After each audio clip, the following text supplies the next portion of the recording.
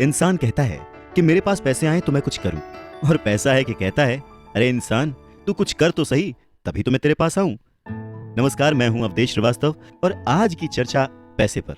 जी हाँ, ये भी उतना ही बड़ा सत्य है जैसे कि सूरज पूरब से निकलता है, बच्चा माँ की कोख से ही जन्म लेता है, वैसे ही पैसे को सही ढंग से अगर समझा ना जाए, संभाला ना जाए, तो वो बहुत सारे दुख देता है।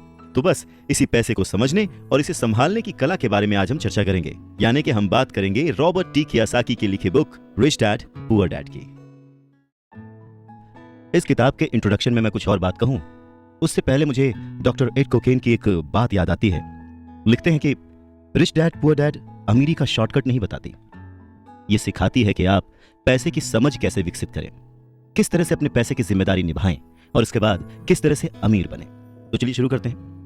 दोस्तों, जब भी बात जिम्मेदारी की आती है तो नाम याद आता है उस शख्स का जिसने जिंदगी में कितनी भी ठोकरें खाई हो, कितना भी दुखी रहा हो, पर हमारे हिस्से के गम लिए और अपने हिस्से की खुशी हमें दे दी। पिता। जेब खाली हो फिर भी मैंने उन्हें मना करते नहीं देखा, जेब खाली हो फिर भी मैंने उन्हें मना करते नहीं देखा। अरे मैंने अपने पिता से ज्यादा अमीर इस दुनिया में कोई इंसान नहीं देखा। रॉबर्ट टी कियोसाकी ने उसी पिता को ध्यान में रखते हुए, उन्हें main character of the story बनाते हुए हमें लाइफ के, आज की जिंदगी के, आज की लाइफ के सबसे इंपॉर्टेंट लेसन को पढ़ाने की कोशिश की है, विच इज पैसा। जी हाँ, हम बचपन से लेकर जवानी तक सिर्फ मार्क्स के पीछे भागते रहते हैं। हमारा जो एजुकेशन का पैटर्न है, पढ़ाई का तरीका है, हम बचपन से सिर्फ यही सुनते आए हैं कि पढ़ो पढ़ो पढ़ो और पढ़ो, और एक लेवल तक पहुंचने के बाद, एक एज तक पहुंचने के बाद डिसाइड करो कि अब क्या करना है। रॉबर्ट टी कियोसाकी इसी बात को बहुत ही खूबसूरती से एड्रेस करते हैं कि हमें पैसे को एक सब्जेक्ट की तरह बचपन से ही क्लासेस में पढ़ाना चाहिए। अगर आज पढ़ाई का मतलब, जिंदगी में सफल होने का मतलब ज्यादा पैसे कमाने से है, तो क्यों ना उस पैसे को सही ढंग से मैनेज करने का गुण हमें बचपन से मिले। स्कूल्स 6 घंटे के 8 घंटे के होते हैं, पर बाकी जो वक्त है वो घर पे बीतता है। तो कहीं ना कहीं स्कूल हो या घर हो, बच्चे को बचपन से ही पैसे की अहमियत, उसकी इंपॉर्टेंस, उसकी मैनेजमेंट के बारे में अगर पढ़ाया जाए तो इसमें कोई भी गलत बात नहीं है। मुझे लगता है कि ये बात कहीं ना कहीं मिसिंग थी।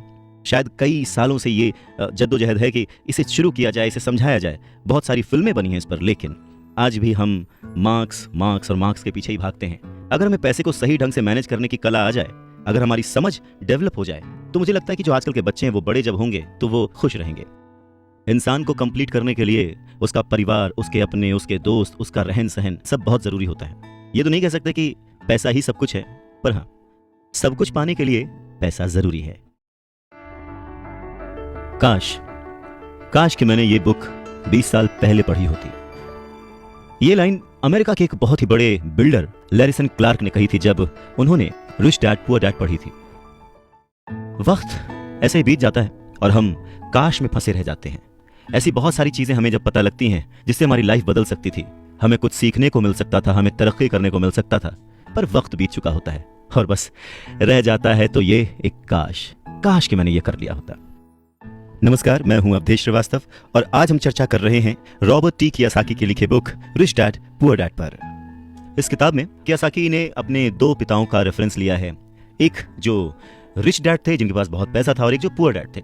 रॉबर्ट कियोसाकी अपने दोनों पिताओं को, दोनों डैड्स को बराबर का सम्मान देते थे और उनके जो दोनों पिता थे वो भी उन्हें उतना ही प्यार करते थे। बहुत सारे लोगों के सवाल हो सकते हैं कि एक ही वक्त पर एक इंसान के 2 पिता कैसे हो सकते हैं, या कोई और क्वेश्चन।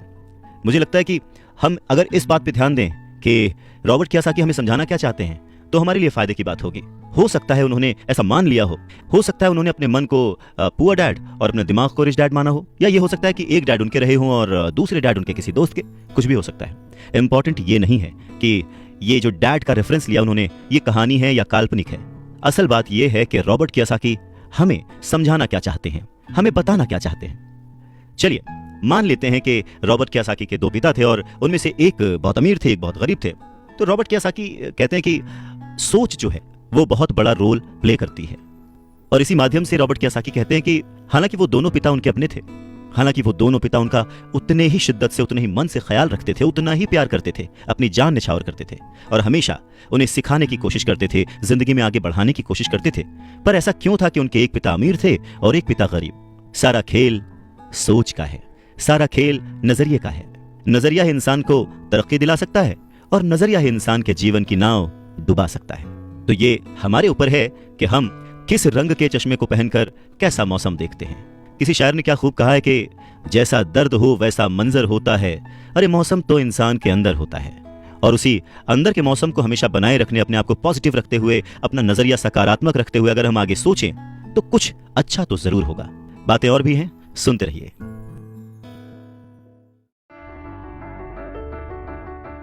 गरीब और मध्यम वर्गीय लोग पैसे के लिए काम करते हैं, पर जो अमीर होता है उसका पैसा उसके लिए काम करता है।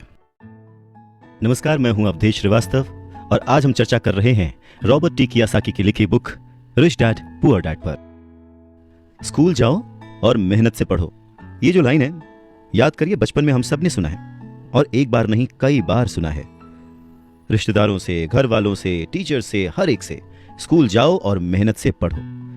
एक वक्त तो ऐसा लगता था कि बस पढ़ते रहो पढ़ते रहो पढ़ते रहो, पर जैसे जैसे समझ आगे बढ़ी एक सवाल मन में घर करने लगा, आखिर हम पढ़ किस लिए रहे हैं। देखिए, स्कूल जाना और पढ़ाई करना ये बहुत ही अच्छी बात है, लेकिन अगर कोई काम किया जा रहा है तो वो किस वजह से किया जा रहा है ये जानना भी उतना ही जरूरी है।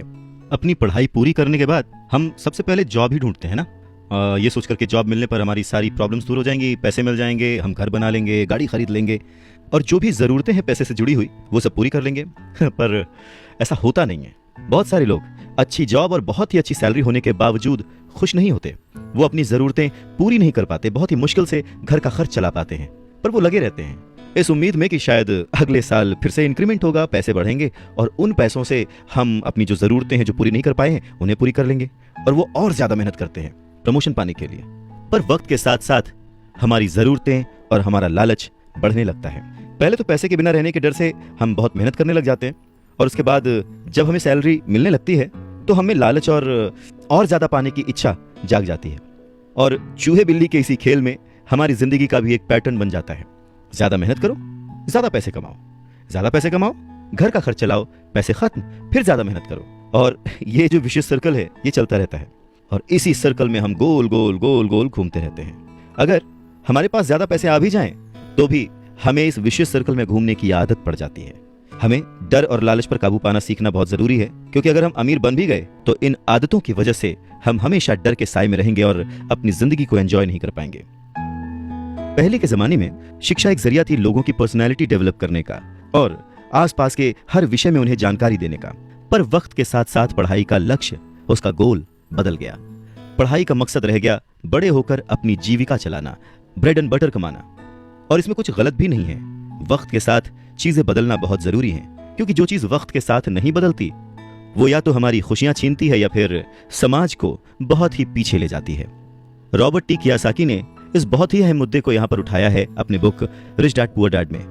क्या खूब कहा है कि बचपन से ही अगर हम बच्चे को मनी को एज अ सब्जेक्ट बच्चों को पढ़ाना शुरू करें, उन्हें यह समझाना शुरू करें कि उसे कैसे मैनेज किया जाए, तो बड़े होने पर बच्चों की बहुत सारी प्रॉब्लम्स अपने आप ही सॉल्व हो जाएंगी। बच्चा खुद उन्हें सॉल्व करने की क्षमता रखेगा।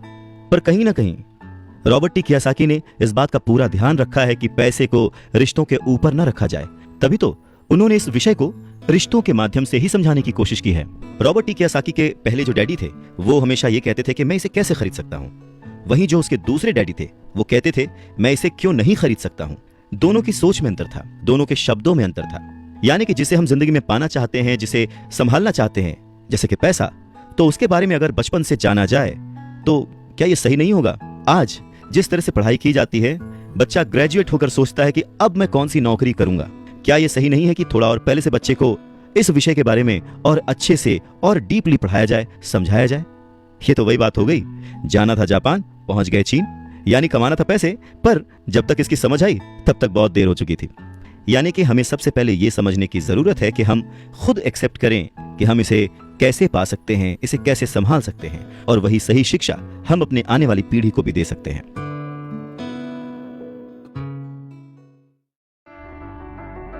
अगर दिल्ली जाना है तो टिकट भी दिल्ली का ही लेना पड़ेगा। नमस्कार, मैं हूं अवधेश श्रीवास्तव और हम बात कर रहे हैं रिच डैड पुअर डैड की, जिसे लिखा है रॉबर्ट टी कियोसाकी ने। ये कितना सच है ना कि अगर हमें किसी मंजिल की ओर बढ़ना है तो हमें उसी दिशा की ओर रास्ता तय करना पड़ेगा, सफर करना पड़ेगा, मुश्किलों से जूझना पड़ेगा, और तब कहीं जाकर उस मंजिल को हम पा सकते हैं। धन संबंधी जो शिक्षा है उसके बारे में भी कुछ ऐसा ही है। धन कमाना एक अलग बात है, पर उस धन को सही ढंग से संभालना एक अलग कला है। पैसा एक तरह की ताकत है, पर इससे भी बड़ी ताकत है उसे संभाल कर रखने की समझ। पैसा तो आता और जाता रहता है, पर अगर आप ये जानते हैं कि पैसा किस तरह से काम करता है तो आप ज्यादा ताकतवर हो जाते हैं और आप दौलत कमाना शुरू भी कर देते हैं। देखिए, केवल सकारात्मक सोच से ही समस्या हल नहीं होती है। हाँ, ये जरूर है कि सकारात्मक सोच आपको उस दिशा की ओर बढ़ने की हिम्मत देती है। देखिए ना, ज्यादातर लोग स्कूल में पढ़ते हैं और वहां पर वो कभी ये नहीं सीख पाते कि पैसा काम किस तरह से करता है, इसलिए वो पैसे के लिए काम करने में अपनी पूरी जिंदगी बर्बाद कर देते हैं। रॉबर्ट टी कियोसाकी कहते हैं कि उनकी ये पैसे से जुड़ी हुई शिक्षा, वित्तीय शिक्षा, जब वो केवल 9 साल के थे तभी शुरू हो गई थी। पर सबसे जरूरी बात यह थी कि उन्होंने जो पहला कदम उठाया था, ये निर्णय लिया था कि उन्हें किसकी बात सुननी है, अपने पुअर डैड की, जो कि बहुत ही पढ़े लिखे हैं पर पैसे को अहमियत नहीं देते, या फिर रिच डैड की बात, जो कि उन्हें उतना ही प्यार करते थे जितना कि उनके पुअर डैड। पर उन्होंने पैसे को कभी छोटा नहीं समझा, और क्योंकि रॉबर्ट टी कियोसाकी सिर्फ 9 साल के थे तो उनके रिच डैड ने बहुत ही आसान शब्दों में उन्हें वो लेसन्स पढ़ाए, पैसों के बारे में वो लेसन सिखाए। जी हाँ, हम किससे सीख रहे हैं, किसकी बात मान रहे हैं और किसे अपना मार्गदर्शक चुन रहे हैं, ये बहुत जरूरी है। क्योंकि जो हमें गाइड कर रहा है, अगर उसका नजरिया ही अलग है तो वो आपको सही मंजिल की ओर नहीं पहुंचा पाएगा। रॉबर्ट टी कियोसाकी के दोनों ही डैड्स, रिच डैड और पुअर डैड, उन्हें उतना ही प्यार करते थे, पर सिर्फ नजरिए की वजह से रॉबर्ट टी कियोसाकी ने अपने रिच डैड की बात सुनना प्रेफर किया। रॉबर्ट टी कियोसाकी कहते हैं कि जब तक उनके रिच डैड रहे, उन्होंने पूरे लाइफ में सिर्फ 6 ही लेसन उन्हें सिखाए, और ये 6 लेसन उन्होंने अपनी book rich dad poor dad में लिखे हैं, जो कि एक बच्चा भी समझ सकता है। सबक नंबर 1, अमीर लोग पैसे के लिए काम नहीं करते। सबक नंबर 2, पैसे की समझ क्यों सिखाई जानी चाहिए। सबक नंबर 3, अपने काम पर ध्यान दो और अपने काम से काम रखो। सबक नंबर 4, टैक्स क्या है उसे समझो और कॉरपोरेशंस की ताकत। सबक नंबर 5, अमीर लोग पैसे को जन्म देते हैं। सबक नंबर 6, पैसे कमाने के लिए काम ना करें, सीखने के लिए काम करें। अमीर लोग पैसे के लिए काम नहीं करते। नमस्कार, मैं हूं अवधेश श्रीवास्तव और हम चर्चा कर रहे हैं रिच डैड पुअर डैड की। ये समझने की कोशिश कर रहे हैं कि आखिर अमीर और अमीर कैसे होता जाता है। रॉबर्ट टी कियोसाकी एक कहानी का जिक्र करते हैं। कहते हैं कि जब वो छोटे थे तो उन्होंने अपने डैडी से पूछा कि डैडी, क्या आप बता सकते हैं कि अमीर कैसे बना जाए। ये सुनकर उनके पुअर डैडी, जो कि एक स्कूल में पढ़ाते थे, उन्होंने कहा कि बेटे, तुम अमीर क्यों बनना चाहते हो। इस पर कियोसाकी कहते हैं कि कुछ बच्चों ने और उनके पेरेंट्स ने उन्हें गरीब कहा। यह सुनकर उनके पुअर डैड सोच में पड़ जाते हैं और फिर उसके बाद उनसे कहते हैं, देखो, अगर तुम अमीर बनना चाहते हो तो तुम्हें पैसे बनाना सीखना चाहिए। इस पर कियोसाकी ने अपने डैड से पूछा, मैं पैसे बनाना किस तरह से सीख सकता हूं। तो डैड ने जवाब दिया, अपने दिमाग से। और उसके बाद वो अपना चश्मा पहनकर अपना अखबार पढ़ने लग गए, जिसका मतलब यह था कि अब इससे ज्यादा मुझसे और कोई सवाल मत पूछना, क्योंकि मुझे इसके बारे में कुछ नहीं पता। इस बात को कियोसाकी पूरी रात सोचते रहे और अगली सुबह अपने सबसे अच्छे और करीबी दोस्त माइक को अपनी ये बात बताई। उन्होंने माइक से पूछा कि क्या वो ये पैसे बनाने वाले काम में उनके बिजनेस पार्टनर बनेंगे। माइक ने उनसे पूछा, ठीक है, मैं तुम्हारे साथ हूं, पर तुम पैसा कैसे कमाओगे और हमें क्या करना चाहिए। इस पर कियोसाकी ने ठीक वही जवाब जो उनके पिता ने उन्हें दिया था, उनके डैड ने उन्हें दिया था, बता दिया कि भाई, मुझे नहीं पता, लेकिन फिर भी क्या तुम इस काम में मेरे पार्टनर बनना चाहते हो। और फिर दोनों दोस्तों ने एक दूसरे का साथ दिया, बिजनेस पार्टनरशिप पक्की हो गई। कुछ दिन बीते, दिमाग दौड़ाया गया और आखिरकार उनका स्कूल जाना सफल रहा। स्कूल की क्लास में उन्होंने कुछ ऐसा पढ़ा था जिसे सोचकर कियोसाकी को लगा कि बस पैसा बनाने का फॉर्मूला तो मिल गया। और बस उसी आइडिया को फॉलो करते करते कियोसाकी और माइक ने ढेर सारा कच्चा माल इकट्ठा कर लिया, बहुत मेहनत की और अपने डैड की गैराज में उन्होंने कुछ सिक्के बनाए। और जब उनके डैड ने उन्हें देखा तो उन्होंने पूछा कि तुम क्या कर रहे हो। तब कियोसाकी का जवाब था, जैसा आपने कहा था, पैसे बना रहा हूं। तब उनके जो पुअर डैड थे, उन्होंने कियोसाकी को कहा कि आओ, मुझे तुमसे बात करनी है। कियोसाकी और माइक वहां सीढ़ियों पर बैठ गए। साथ में कियोसाकी के डैड और माइक के डैड, जो कि रिच थे, वो भी बैठ गए। यहाँ पे मैं आपको बताना चाहता हूं कि इस पूरी कहानी में जो कियोसाकी ने अपने रिच डैड को रेफर किया है, वो दरअसल माइक के पिता थे। और फिर बच्चों की इस हरकत को देखकर कियोसाकी के पुअर डैड ने अपनी बात को और डिटेल में समझाया और अपनी बात को करेक्ट किया। पहली बार उन्होंने बच्चों को बताया कि गैर कानूनी क्या होता है। बच्चों को लगा कि जो उन्होंने किया वो सही था, पर जब उन्होंने जाना कि ये अलाउड नहीं है, सिक्के छापना अलाउड नहीं है, उसके पीछे कई तरीके होते हैं, कानूनी, गैर कानूनी, ये सब बातें जब बच्चों ने समझी तो उनका मुंह उतर गया। फिर उन्होंने पूछा, तो फिर हम अमीर कैसे बन सकते हैं। तब कियासाकी के डैड ने उनसे कहा कि अगर तुम्हें सच में अमीर बनना है, रिच बनना है, तो तुम मुझसे नहीं माइक के डैड से पूछो। कियासाकी ने अपने डैड से कहा, पर आप क्यों नहीं बता सकते, हम गरीब क्यों हैं? कियासाकी के पुअर डैड ने कहा, क्योंकि मैं एक टीचर हूं और मैंने पैसे कमाने की राह नहीं चुनी है। पैसे कमाने के लिए तुम्हें माइक के डैड से ही पूछना पड़ेगा। क्या खूबसूरत बात समझाई है कियासाकी ने कि अगर हमें कोई पर्टिकुलर गोल अचीव करना है, कोई लक्ष्य प्राप्त करना है, तो हमें रास्ता भी सही चुनना होगा, मार्गदर्शक भी सही चुनना होगा। कहते हैं कि सफल होने के लिए मेहनत करना बहुत जरूरी है। मेहनत तो एक मजदूर भी करता है, पर सफलता पाने के लिए, सक्सेस पाने के लिए सही दिशा में सही स्ट्रैटेजी के साथ मेहनत करने से ही सक्सेस हासिल होती है। अमीर बनना है तो कम समय में डिसीजन लेना सीखो। नमस्कार, मैं हूं अवधेश श्रीवास्तव। रॉबर्ट टी कियासाकी के पुअर डैड ने उन्हें कहा कि उन्हें उनके फ्रेंड माइक के डैड से पूछना चाहिए कि पैसे कैसे कमाए जाते हैं, सक्सेसफुल कैसे हुआ जाता है।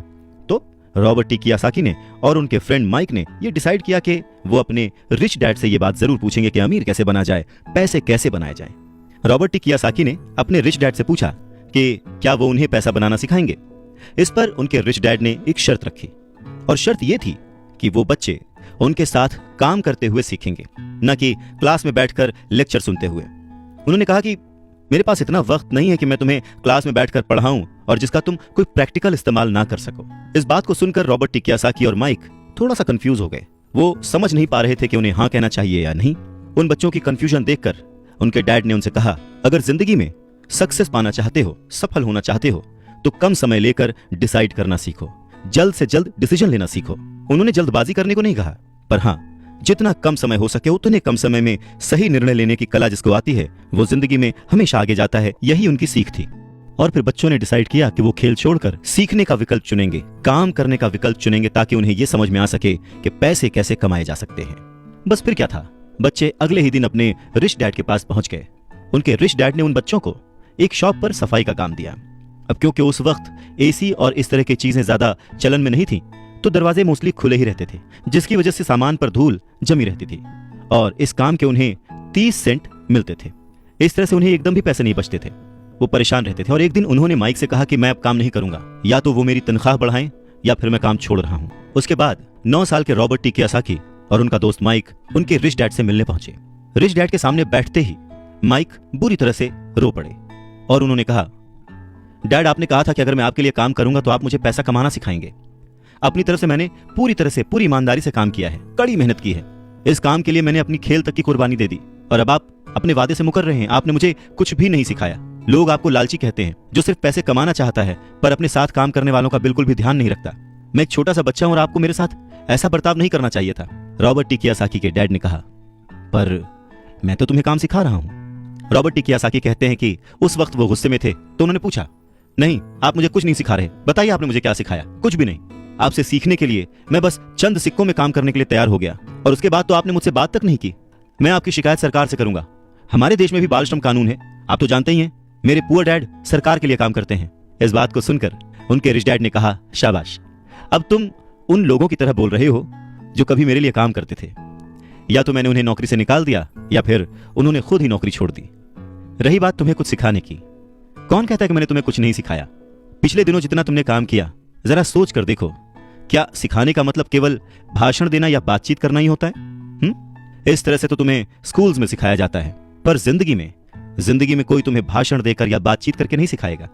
तुम्हें उस दौर से गुजरना पड़ेगा, कठिनाइयों से जूझना पड़ेगा, अपना रास्ता खुद ढूंढना पड़ेगा और फिर जिंदगी तुम्हें सबक सिखाएगी, तुम्हें और बेहतर इंसान बनाएगी। सच ही तो है, जिंदगी के तमाम मोड़ आते हैं, ऐसे मकाम आते हैं जिन पर हमें धक्का लगता है, ठोकरें लगती हैं। हम उस वक्त परेशान होते हैं कि हमारे साथ ऐसा क्यों रहा है, पर अगर ध्यान से देखा जाए तो जिंदगी उस झटके के जरिए हमें कह रही होती है कि जाग जाओ, मैं तुम्हें कुछ सिखाना चाहती हूँ। पर 9 साल के रॉबर्ट टी कियासाकी को ये बड़ी बड़ी बातें समझ नहीं आई। तब उनके रिच डैड ने एक बार फिर से कहना शुरू किया, अगर जिंदगी तुम्हें कोई सबक सिखाए तो तुम्हें उससे सीखना चाहिए, क्योंकि अगर तुम उससे वो सबक नहीं सीखते तो पूरी जिंदगी, तुम्हारी ये जिंदगी लगातार तुम्हें धक्के देती रहेगी। अपनी जॉब में रहते हुए तुम अगर उसकी मुसीबतों से सबक लोगे, सीखोगे, तो तुम एक समझदार, अमीर और सुखी इंसान बन सकते हो। पर अगर तुम ये नहीं सीखते तो जिंदगी भर अपनी प्रॉब्लम्स के लिए अपनी नौकरी, कम सैलरी या फिर अपने बॉस को कोसते रहोगे और हमेशा उम्मीद करते रहोगे कि कोई और आए, तुम्हारी सैलरी बढ़ाए और तुम्हें सुख दे, जो कि पॉसिबल नहीं है। किसी दूसरे को बदलने से ज्यादा अच्छा और आसान है खुद को बदलना। नमस्कार, मैं हूं अवधेश श्रीवास्तव और हम चर्चा कर रहे हैं रिच डैड पुअर डैड की, जिसे लिखा है रॉबर्ट टी कियोसाकी ने। तो उनके रिच डैड ने उन्हें 10 सेंट हर घंटे की जॉब पर रखा। 10 सेंट बहुत ही कम होते हैं। रॉबर्ट टी कियोसाकी ने वो जॉब छोड़ दी और अपने रिच डैड के पास गए और गुस्से में उनसे कहा कि मैं इतने कम पैसे पे काम नहीं कर सकता। ये बात सुनकर उनके रिच डैड ने कहा, मुझे खुशी है कि तुम 10 सेंट पर काम करने के लिए असंतुष्ट हो। अगर तुम गुस्सा होकर मेरे पास नहीं आते तो मैं कभी भी तुम्हें पैसा बनाने की कला नहीं सिखाता। इस बात से यह साबित होता है कि तुम पैसा कमाना सीखना चाहते हो। रॉबर्ट टी कियोसाकी अपने डैड की बात बहुत ध्यान से सुन रहे थे। उनके डैड ने कहना जारी रखा, तुम्हें पता है कि गरीबी पैसों की नहीं, मन की होती है। इंसान पूरी जिंदगी डरते डरते सिर्फ पैसे के लिए ही काम करता रहता है। मैं कभी नहीं कहूंगा कि तुम पैसे के लिए काम करो। तुम्हें ऐसा काम करना चाहिए कि तुम्हारा पैसा तुम्हारे लिए काम करे। लोग कहते हैं कि मैं समस्या की जड़ हूं, मैं उन्हें कम पैसे देता हूं, पर सच तो यह है कि लोग उसी वेतन में काम करते रहना चाहते हैं। वो अपने आप से नहीं पूछते कि वो क्यों उतने कम पैसे में काम कर रहे हैं। पर अगर वो लोग या तुम इसी तरीके से सोचते रहे कि समस्या की जड़ मैं हूं, तो जिंदगी भर न वो लोग कुछ सीख पाएंगे न तुम कुछ सीख पाओगे। आसान क्या है, मुझे बदलना या फिर खुद को बदलना और अपने आप को इस लायक बनाना कि आप उससे अच्छा काम सीख पाएं। अगर तुम पैसे के लिए काम करना सीखना चाहते हो तो स्कूल में ही रहो। यह सीखने के लिए उससे बढ़िया जगह कोई और है नहीं। परंतु अगर तुम ये सीखना चाहते हो कि पैसा तुम्हारे लिए किस तरह से काम करे, तो मैं तुम्हारा रिच डैड तुम्हें यह सिखा सकता हूं। पर यह तभी संभव होगा, तभी पॉसिबल होगा जब ये तुम खुद सीखना चाहो। तो तुम सीखने के लिए तैयार हो? रॉबर्ट टी कियोसाकी ने हां में सर हिलाया और फिर रिच डैड ने कहना शुरू किया, देखो बच्चे, जैसे मैंने कहा, सीखने के लिए बहुत कुछ है। पैसे से अपने लिए काम कैसे करवाया जाए, यह जिंदगी भर चलने वाली पढ़ाई है। मैं पहले से ही जानता हूं कि मेरी धन संबंधी पढ़ाई जीवन भर चलेगी और इसकी वजह यह है कि मैं जितना ज्यादा जान लेता हूं, उससे भी ज्यादा जानने की मेरी इच्छा बढ़ती चली जाती है। बहुत ही कम लोगों को इस बात का एहसास होता है कि असली समस्या पैसे की नहीं है। असली समस्या, असली प्रॉब्लम नॉलेज की है, सोच की है। तो क्या तुम्हारे अंदर सीखने की उतनी ही इच्छा है जितना पहले थी? इस पर रॉबर्ट टी कियोसाकी ने कहा, हाँ बिल्कुल, मैं दूसरे लोगों की तरह थोड़े हूं, मैं सीखना चाहता हूं। तब रिच डैड ने कहना शुरू किया, ठीक है, तो कल से तुम फिर वापस काम पर जाओ, पर इस बार मैं तुम्हें कोई तनख्वाह नहीं दूंगा। तुम्हारी तनख्वाह बंद। तुम हर शनिवार 3 घंटे उसी तरह काम करोगे, लेकिन इस बार तुम्हें 10 सेंट प्रति घंटे के हिसाब से सैलरी नहीं मिलेगी। तुमने तो कहा है कि तुम पैसे के लिए काम करना नहीं सीखना चाहते, इसलिए मैं तुम्हें बदले में कुछ भी नहीं दूंगा। अपने रिच डैड की बात सुनकर रॉबर्ट टी कियोसाकी बहुत ही कंफ्यूज हो गए। उन्हें समझ ही नहीं आया कि वो आखिर क्या करे। और अगले 3 हफ्ते तक रॉबर्ट टी कियोसाकी अपने दोस्त माइक के साथ हर शनिवार को मुफ्त में काम करते रहे। काम बहुत परेशानी वाला नहीं था और समय गुजरने के साथ साथ यह आसान भी होता गया। पर उन्हें अफसोस था तो अपने छूटे हुए बेसबॉल गेम्स और कॉमिक्स का, क्योंकि वो अब उसका मजा नहीं ले सकते थे और साथ ही उन्हें कुछ पैसे भी नहीं मिल रहे थे। तीसरे हफ्ते दोपहर में रॉबर्ट टी कियोसाकी के रिच डैड उनकी शॉप पर आए, जहां पर वो बच्चे काम करते थे, और उन्हें कहा कि क्या तुम जिंदगी भर जो मेरे बाकी एम्प्लॉयज हैं उनकी तरह ही काम करना चाहते हो, डरते रहना चाहते हो? मुझे लगता है कि मुझे तुम्हारी सैलरी बढ़ा देनी चाहिए, 25 सेंट्स पर आवर। ये सुनकर वो दोनों मन ही मन खुश हो गए, पर उन्होंने सामने कुछ नहीं कहा, वो चुप रहे। रिच डैड ने थोड़ी देर देखा और कहा कि चलो अच्छा, तुम इतने पे खुश नहीं हो, मैं तुम्हारी सैलरी $1 पर आवर कर देता हूं। $1 पर आवर उस समय के हिसाब से कह सकते हैं कि देश का सबसे अमीर बच्चा भी जो होगा वो भी नहीं कमाता होगा। वो थोड़ी देर चुप रहे और फिर उन्होंने कहा कि अच्छा चलो ठीक है, मैं तुम्हारी सैलरी $5 पर आवर कर देता हूं। यह सैलरी सुनकर उनका मन बार बार कह रहा था कि मान लो, इससे क्या नहीं खरीदा जा सकता, ढेर सारी कॉमिक्स, ढेर सारी साइकिल्स वगैरह वगैरह। पर वो चुप रहे। उन बच्चों को चुप देख उनके रिच डैड ने कहा, मुझे अच्छा लगा कि तुम लोगों ने लालच नहीं किया, जल्दबाजी नहीं दिखाई, और मैं ये देख सकता हूं कि तुम अगर इसी तरह मन लगाकर सीखते रहे तो फ्यूचर में पैसे से जुड़ी किसी भी बात के लिए तुम जल्दबाजी में डिसीजन नहीं लोगे। जब किसी के पास पैसा आता है तो अपने साथ डर और लालच भी लेकर आता है। नमस्कार, मैं हूं Avadhesh Shrivastava. Robert T Kiyosaki के रिच डैड उन्हें पैसे के बारे में, उसकी अहमियत के बारे में और साथ में आने वाले डर और लालच के बारे में समझाते हुए कहते हैं कि कुछ और पाने की इच्छा को, बेहतर पाने की इच्छा को लोग लालच कहते हैं, पर मेरे लिए ये इच्छा ही है और इसमें कोई बुराई भी नहीं है। पर यकीन मानो, अगर मैं तुम्हें $5 भी दूं तो भी तुम्हारी समस्या नहीं सुलझेगी, तुम अमीर नहीं बन पाओगे। अपने रिच डैड की बात सुनकर रॉबर्ट टी कियोसाकी ने पूछा, ऐसा क्यों? अगर मैं इतनी सैलरी उठाऊंगा उसके बाद भी मैं अमीर क्यों नहीं बन पाऊंगा? तब रिच डैड ने कहा, क्योंकि अमीरी मन से होती है, सोच से होती है, पैसे से नहीं। पैसा आज है, कल जा भी सकता है, पर जो इंसान सोच से अमीर है, जो ये जानता है कि पैसे को कैसे संभाला जाए, पैसे को कैसे कमाया जाए, पैसे को कैसे बनाया जाए, वो कभी भी गरीब नहीं हो सकता। इस पर रॉबर्ट टी कियोसाकी ने पूछा, तो क्या हमें पैसे से दूर रहना चाहिए, उसके पीछे भागना नहीं चाहिए? इस पर रिच डैड ने जवाब दिया, देखो, पैसे से दूर रहना भी उतना ही बड़ा पागलपन है जितना कि उसके पीछे भागना। मुसीबत की घड़ी में या पैसे न होने की घड़ी में, गरीबी की हालत में ज्यादातर लोग ये नहीं जानते कि वो अपने दिमाग से सोचते हैं या अपने दिल से। आपकी भावनाएं तो आपकी ही रहेंगी, पर मुसीबत के वक्त दिल से नहीं, दिमाग से सोचना भी आना चाहिए। अक्सर लोग जब नौकरियां छोड़ते हैं, अक्सर लोग जब अपने बॉस की बुराई करते हैं, अक्सर लोग जब अपनी मुसीबतों के पहाड़ की बात करते हैं, तो वो अपने दिल से सोच रहे होते हैं। क्योंकि जो दिमाग से सोचता है वो हमेशा अपनी तरक्की के बारे में सोचता है। वो इस डर से नहीं सोचता कि उसकी नौकरी चली जाएगी। तुम्हें दिल के हाथों मजबूर होकर, डर के हाथों मजबूर होकर पैसे का गुलाम नहीं बनना है। मैं चाहता हूं कि तुम दिमाग से सोचो और पैसे को अपना गुलाम बनाओ, ताकि वो पैसा तुम्हारे लिए काम करे। क्योंकि इस दुनिया में सच्चा अमीर वही है जो पैसे के पीछे न भागे, जो खुद पैसे के लिए काम न करे, बल्कि उसका पैसा उसके लिए 24 घंटे काम करता रहे। बढ़ती हुई महंगाई और घटती हुई कमाई को देखकर मुझे आधार कार्ड की नहीं बल्कि उधार कार्ड की जरूरत महसूस हो रही है। नमस्कार, मैं हूं अवधेश श्रीवास्तव और आज हम चर्चा कर रहे हैं रॉबर्ट टी कियोसाकी की लिखी book rich dad poor dad की। सच में रॉबर्ट टी कियोसाकी की ये बुक तब भी उतनी ही प्रासंगिक थी, उतनी ही रिलेवेंट थी जितनी कि आज। महंगाई हमेशा बढ़ती आई है, चीजें महंगी होती आई हैं, दाम बढ़ते आए हैं। उसके पीछे का कारण, उसके पीछे की सोच क्या है और ये महंगाई है क्या, कैसे बढ़ती है, इसके बारे में रॉबर्ट टी कियोसाकी के रिच डैड बहुत अच्छे से समझाते हैं। वो कहते हैं कि जितना ज्यादा हम पैसे कमाते हैं उतना ही ज्यादा उसके खोने का डर हमारे अंदर बढ़ता जाता है। पैसे के साथ जो डर आता है, पैसे के साथ जो लालच आता है, वही हमें पैसे के पीछे भगाता है और हमें पैसे का गुलाम बनाता है। हमें ये समझने की जरूरत है कि इस लाइफ की जरूरतों में हम सब बंधे हुए हैं। हम सब अपने परिवार को चलाने के लिए, अपनी डेली नीड पूरी करने के लिए, अपने शौक पूरे करने के लिए दिन ब दिन पैसे के पीछे भागते रहते हैं। धीरे धीरे ज्यादा पैसा कमाने की इच्छा करते रहते हैं। पैसा कमाना गलत नहीं है, पर पैसे कमाने के पीछे की नीयत, उसका सही होना जरूरी है। और वो नीयत ही है जो इस समाज में महंगाई बढ़ाती है, और वो नीयत ही है जो इस समाज में डिसबैलेंस पैदा करती है। एक छोटे से एग्जाम्पल से इस बात को समझा जा सकता है कि एक डॉक्टर जो अपने परिवार को ज्यादा खुशी देना चाहता है, अपनी फीस बढ़ा देता है। उसकी फीस बढ़ने की वजह से सारी मेडिकल फैसिलिटीज, स्वास्थ्य सुविधाएं सब महंगी हो जाती हैं। अब इससे गरीब लोगों को सबसे ज्यादा नुकसान पहुंचता है। इसलिए गरीब लोगों का स्वास्थ्य अमीर लोगों से ज्यादा बुरा होने लगता है। अब क्योंकि डॉक्टर्स ने अपनी फीस बढ़ा दी है, इसलिए लॉयर्स ने भी अपनी फीस बढ़ा दी। लॉयर्स ने अपनी फीस बढ़ा दी तो स्कूल टीचर भी अपनी तनख्वाह बढ़ाना चाहते हैं, और यह सिलसिला बस यूं ही चलता रहता है। जल्द ही अमीर और गरीब होता जाता है, और इतना बड़ा अंतर दोनों के बीच आ जाता है कि सोशल डिसबैलेंस पैदा हो जाता है। रिच डैड की बात सुनकर रॉबर्ट टी कियोसाकी ने उनसे पूछा, डैड, क्या कीमतें बढ़नी नहीं चाहिए? इस पर रिच डैड ने जवाब दिया, अच्छी तरह से चल रही सरकार और एक शिक्षित समाज में तो नहीं बढ़नी चाहिए। कीमतें दरअसल कम होनी चाहिए। जाहिर है कि ऐसा केवल सिद्धांतों में ही होता है, आइडियली ऐसा होना चाहिए, पर प्रैक्टिकली ऐसा नहीं होता। कीमतें अज्ञान से पैदा हुए लालच और डर के कारण होती हैं, जैसा कि मैंने तुम्हें बताया। अगर स्कूल्स में मनी के बारे में, पैसों के बारे में सिखाया जाता तो लोगों के पास ज्यादा पैसा होता और बाजार की कीमतें भी कम होती।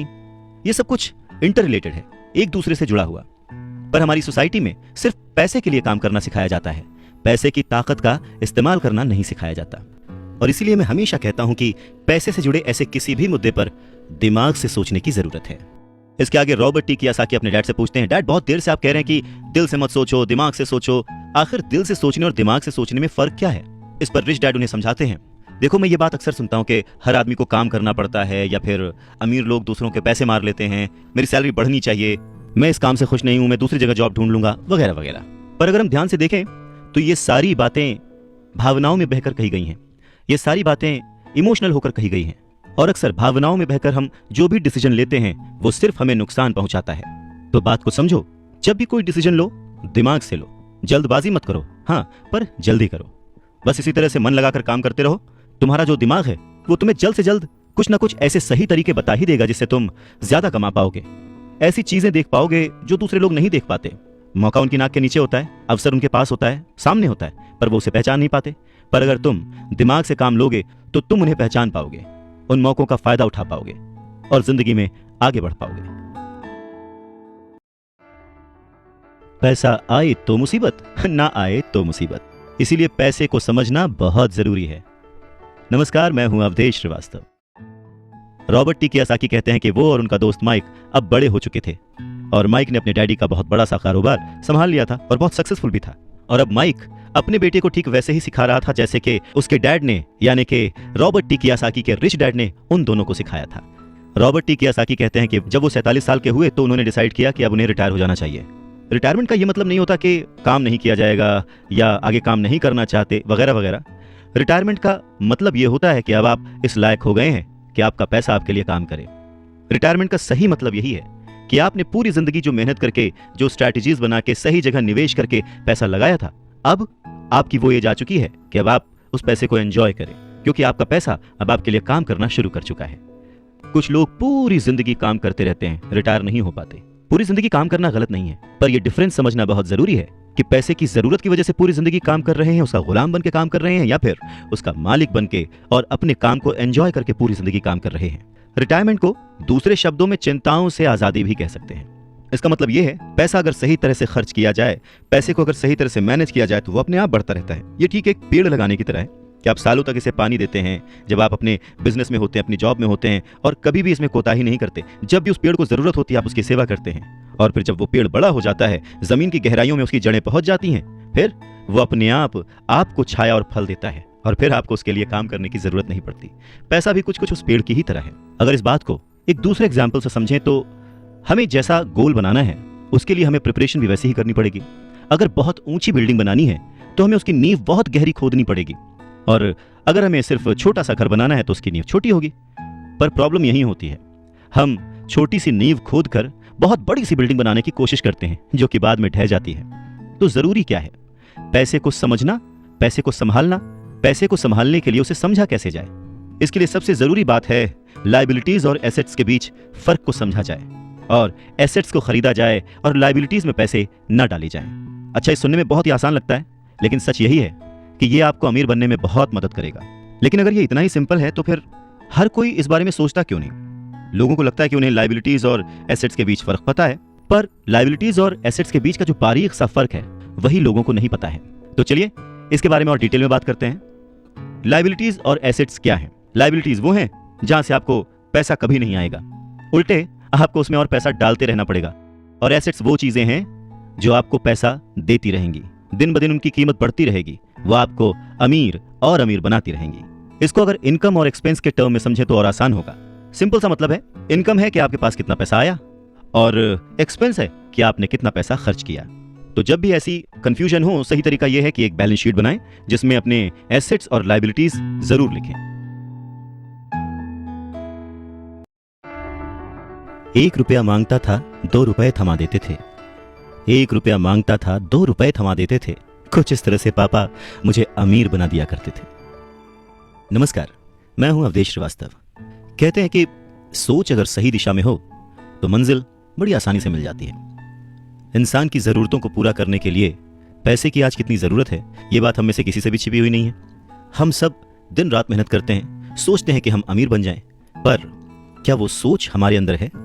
हम छोटे थे तो 1 रुपए 2 रुपए में भी खुश हो जाते थे, पर आज ना जाने कितने पैसे कमाने के बाद भी हम खुश नहीं हो पाते।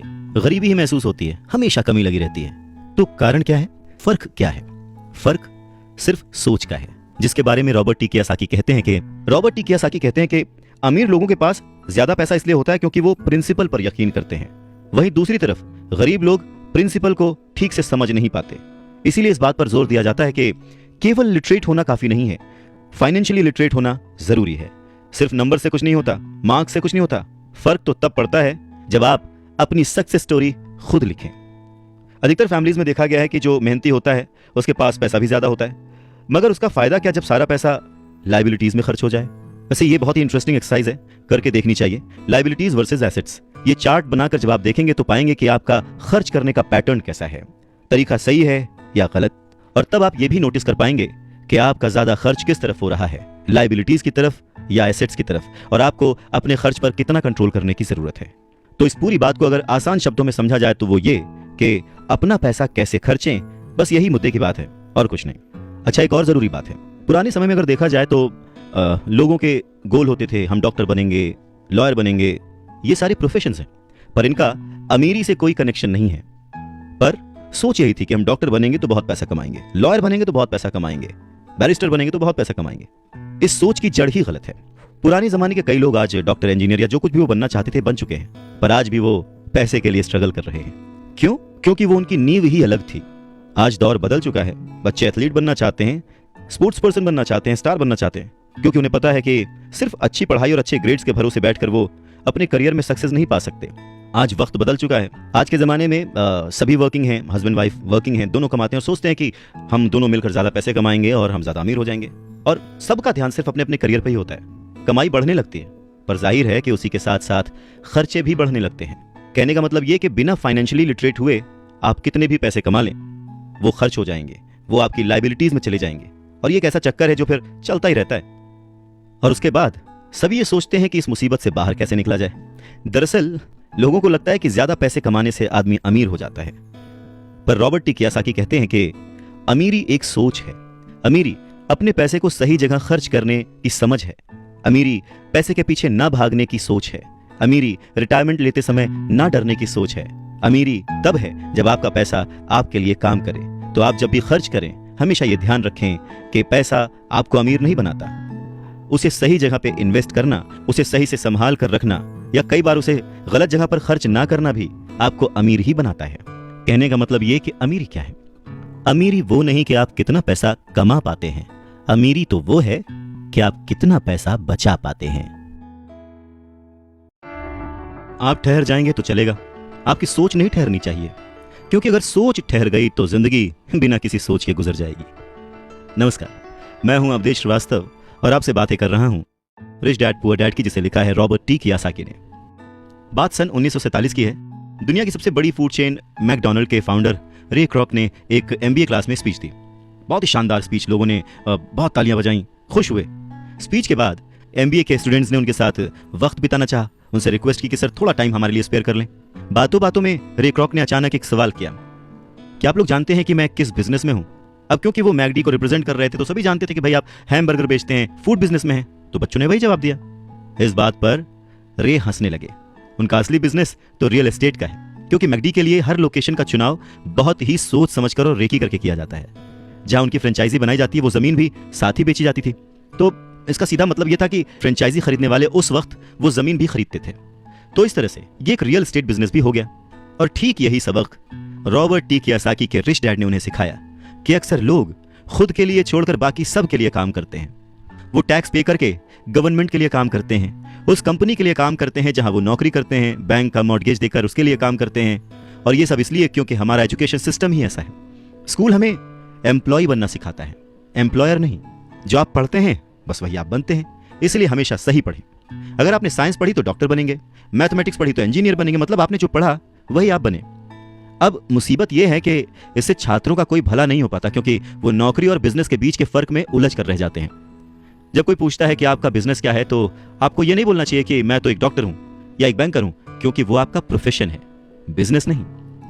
वो प्रोफेशन है जिससे आप लोगों की सेवा करते हैं, वो प्रोफेशन है जिससे आप अपना घर चलाते हैं।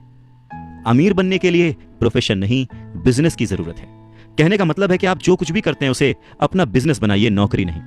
अपनी सारी उम्र दूसरों के लिए काम करके उन्हें अमीर करने में बर्बाद ना करें, बल्कि खुद की जिंदगी को खुशहाल करने के लिए खुद काम करें। बहुत से लोगों को इस बात का एहसास बहुत देर में होता है कि जो उनका हाउस लोन है उनकी जान ले रहा है, और फिर उन्हें लगता है कि जिसे वो एसेट मानते थे वो दरअसल उनकी लायबिलिटी बन गया। जैसे उन्होंने कार ली तो उससे जुड़े तमाम खर्चे उनकी लायबिलिटीज बन गए। उन्हें पूरा करने के लिए नौकरी जरूरी है, और अगर कभी वो सेफ जॉब उनके हाथों से निकल गई तो फिर उनकी मुसीबतें शुरू। इसीलिए हमें अपने सेविंग्स पर, अपनी बचत पर, अपने एसेट्स पर इतना ज्यादा ध्यान देना चाहिए। हम कितना कमा रहे हैं उससे ज्यादा हम कितना सेव कर रहे हैं उस पर ध्यान देना चाहिए। और फाइनेंशियली सिक्योर होने का यही एक सिंपल तरीका है। आप कितने अमीर हैं ये जानने का सही तरीका नेटवर्थ इसलिए नहीं है क्योंकि जब भी आप अपने एसेट्स बेचते हैं तो उन पर भी टैक्स लगता है।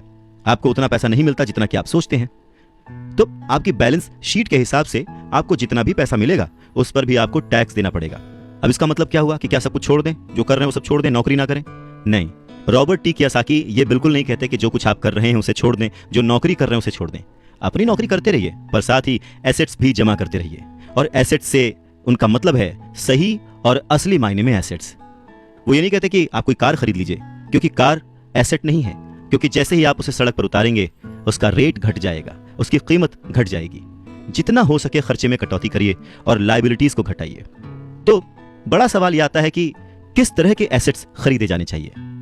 कुछ एग्जाम्पल्स इस तरह से समझे जा सकते हैं कि ऐसा कोई बिजनेस करें जहां आपकी मौजूदगी जरूरी ना हो, मतलब अगर आप वहां पे ना भी रहें तो आपका काम चलता रहे, दूसरे लोग आपके लिए काम करते रहें और बस वही आपका बिजनेस है।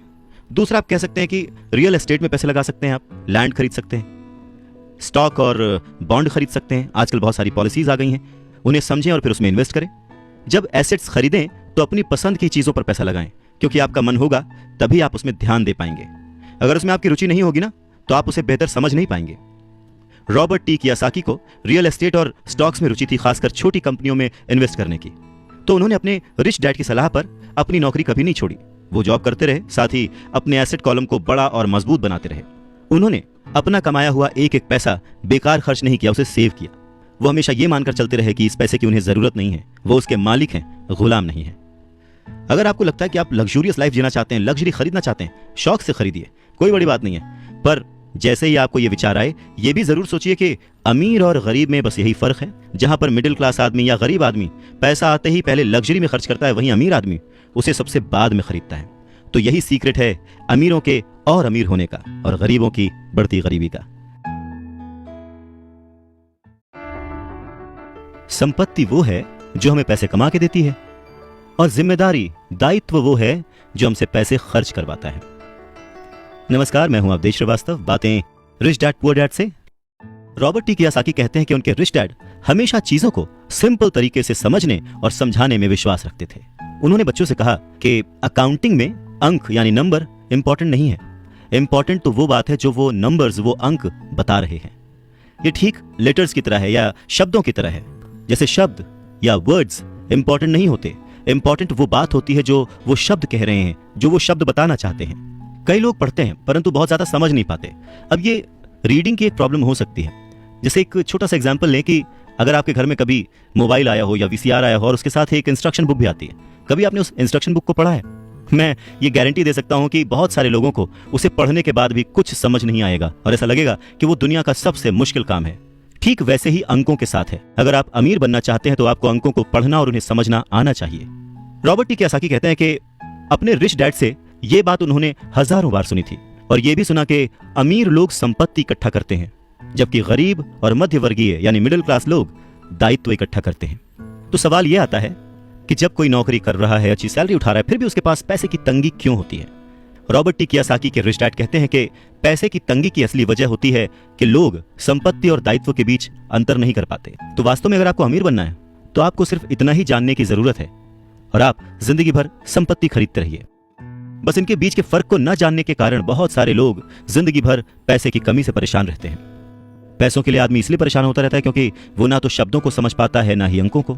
जिन लोगों के सामने पैसे की मुश्किलें आ रही हैं, उन्हें यह समझ लेना चाहिए कि शब्दों या अंकों में ऐसा कुछ है जिसे वो पढ़ नहीं पा रहे हैं। कोई चीज ठीक से उनकी समझ में नहीं आ रही है। अमीर लोग इसीलिए अमीर होते जाते हैं क्योंकि इस मामले में वो पैसे की तंगी से परेशान लोगों से ज्यादा समझदार होते हैं। तो अगर आप भी अमीर बनना चाहते हैं और अपनी दौलत को बनाए रखना चाहते हैं तो पैसे की साक्षरता और समझदारी बहुत जरूरी है, शब्दों में भी और अंकों में भी। जिंदगी में सिर्फ पैसे कमाकर या पैसे बचाकर आप अमीर नहीं बन सकते। अमीर बनने के लिए आपको अपने अंदर बहुत कुछ बदलना पड़ेगा। नमस्कार, मैं हूं अवधेश श्रीवास्तव। अगर कोई लॉटरी में पैसे जीत जाए और उसे वो अपने साथ रख ले, बचा ले, तो क्या वो आपकी निगाह में अमीर है? नहीं, क्योंकि वो पैसा आज नहीं तो कल उसके साथ नहीं रहेगा। अमीरी एक सोच है, एक जीवन शैली है, एक नजरिया है, और आपको हमेशा अमीर बने रहने के लिए अमीरों की तरह ही सोचना पड़ेगा, खुद को इंप्रूव करना पड़ेगा। और इसी बात को रॉबर्ट टी कियोसाकी के रिच डैड एक कहानी के माध्यम से उन्हें समझाते हैं। वो कहते हैं कि जापानी लोग 3 ताकतों को मानते थे: तलवार की ताकत, रत्नों की ताकत और दर्पण की ताकत। तलवार हथियारों की ताकत का प्रतीक थी। अमेरिका ने हथियारों पर खरबों डॉलर खर्च कर दिए और इसी कारण वो आज विश्व में सबसे ताकतवर देश है। दूसरी ताकत रत्न यानी के पैसे की ताकत का प्रतीक।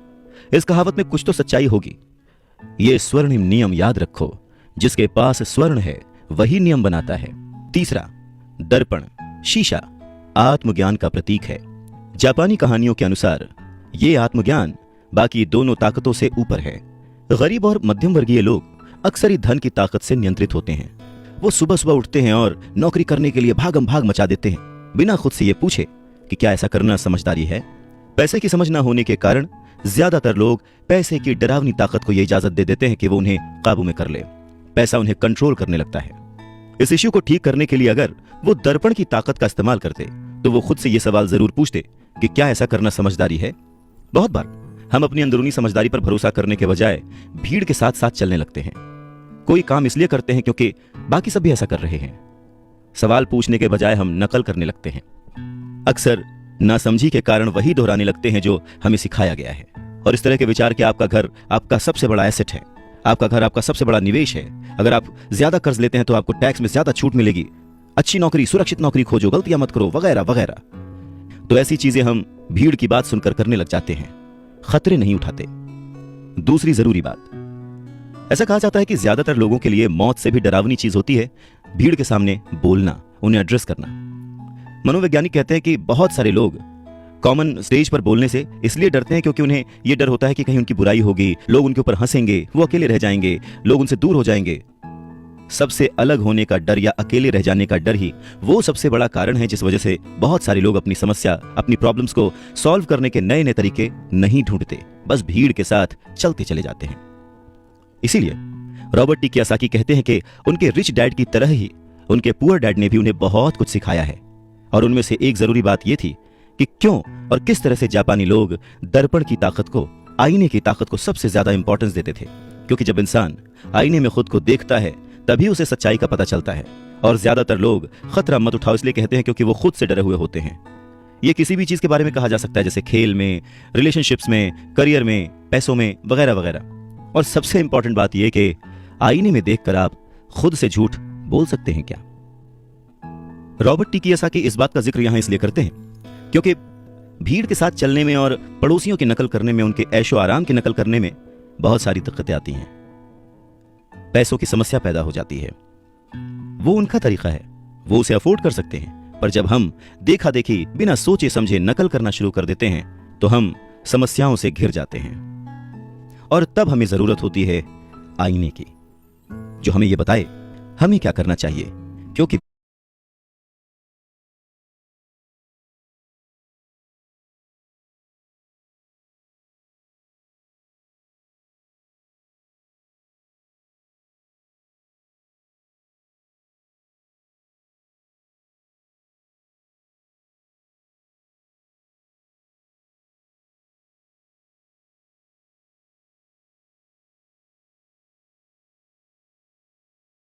बेसिक रूल तो वही है, आप पैसे के गुलाम नहीं हैं। ऐसे काम करिए, ऐसे सोचिए, ऐसे बनिए कि पैसा आपका गुलाम हो, वो आपके लिए काम करे। जब भी बाजी लगाइए दिल और दिमाग की, ये जरूर सोचिए कि बात पैसों की है या फिर रिश्तों की। नमस्कार, मैं हूं अवधेश श्रीवास्तव। अमीर बनने का मतलब ये नहीं होता कि आप इमोशनलेस हो जाए। अमीर बनने का यह मतलब नहीं होता कि आप अपने रिश्तों को छोड़ दें। अमीर बनने का यह मतलब नहीं होता कि 24 घंटे आप सिर्फ फायदा उठाने की बात सोचें। अमीरी तो एक सोच है। रॉबर्ट टी कियोसाकी बहुत ही खूबसूरत एक अपना इंसिडेंट शेयर करते हैं कि उनके जो पुअर डैड थे, जो कि एक स्कूल में पढ़ाते थे, उन्होंने बहुत मेहनत करके पाई पाई जोड़कर एक घर बनाया था, जिसे वो हमेशा कहते थे कि ये मेरी संपत्ति है। रॉबर्ट टी कियोसाकी जब अपने रिच डैड की संगत में आए तब उन्होंने जाना कि संपत्ति और दायित्व में डिफरेंस क्या है, एसेट और लायबिलिटी में डिफरेंस क्या है। और तब वो हमेशा अपने डैड को बोलते, डैड ये जो आपने लिया है ये आपका एसेट नहीं, ये आपकी लायबिलिटी है। और इस बात पे वो दोनों घंटों बहस किया करते थे। और लायबिलिटी और एसेट के कॉन्सेप्ट को समझाने के लिए वो उन्हें वही सारी बातें एक्सप्लेन करते, जैसे कि एसेट वो होता है जो आपको कमा के देता है, जिस पे आपको और खर्च नहीं करना होता, और लायबिलिटी वो है जिसमें 75 तरह के खर्च होते हैं। हर महीने, हर हफ्ते, हर दिन कुछ ना कुछ आपकी जेब से जा ही रहा होता है। आगे रॉबर्ट टी कियोसाकी कहते हैं कि जब भी लोग उनसे बात बात पर बहस करते हैं कि उनका घर संपत्ति क्यों नहीं है, तो वो जानते हैं कि बहुत से लोग ये बात अपने दिमाग से नहीं, अपने दिल से कह रहे हैं। क्योंकि किसी के लिए भी अपना घर बनाना सबसे बड़ा सपना होता है और इसीलिए वो उसमें अपने पैसे लगाते हैं। अपने घर का मालिक होने से ज्यादा अच्छा कुछ भी महसूस नहीं होता है। पर दिल और दिमाग के बीच लायबिलिटी और एसेट्स के कॉन्सेप्ट को समझाने के लिए रॉबर्ट टी कियोसाकी एक और बात कहते हैं।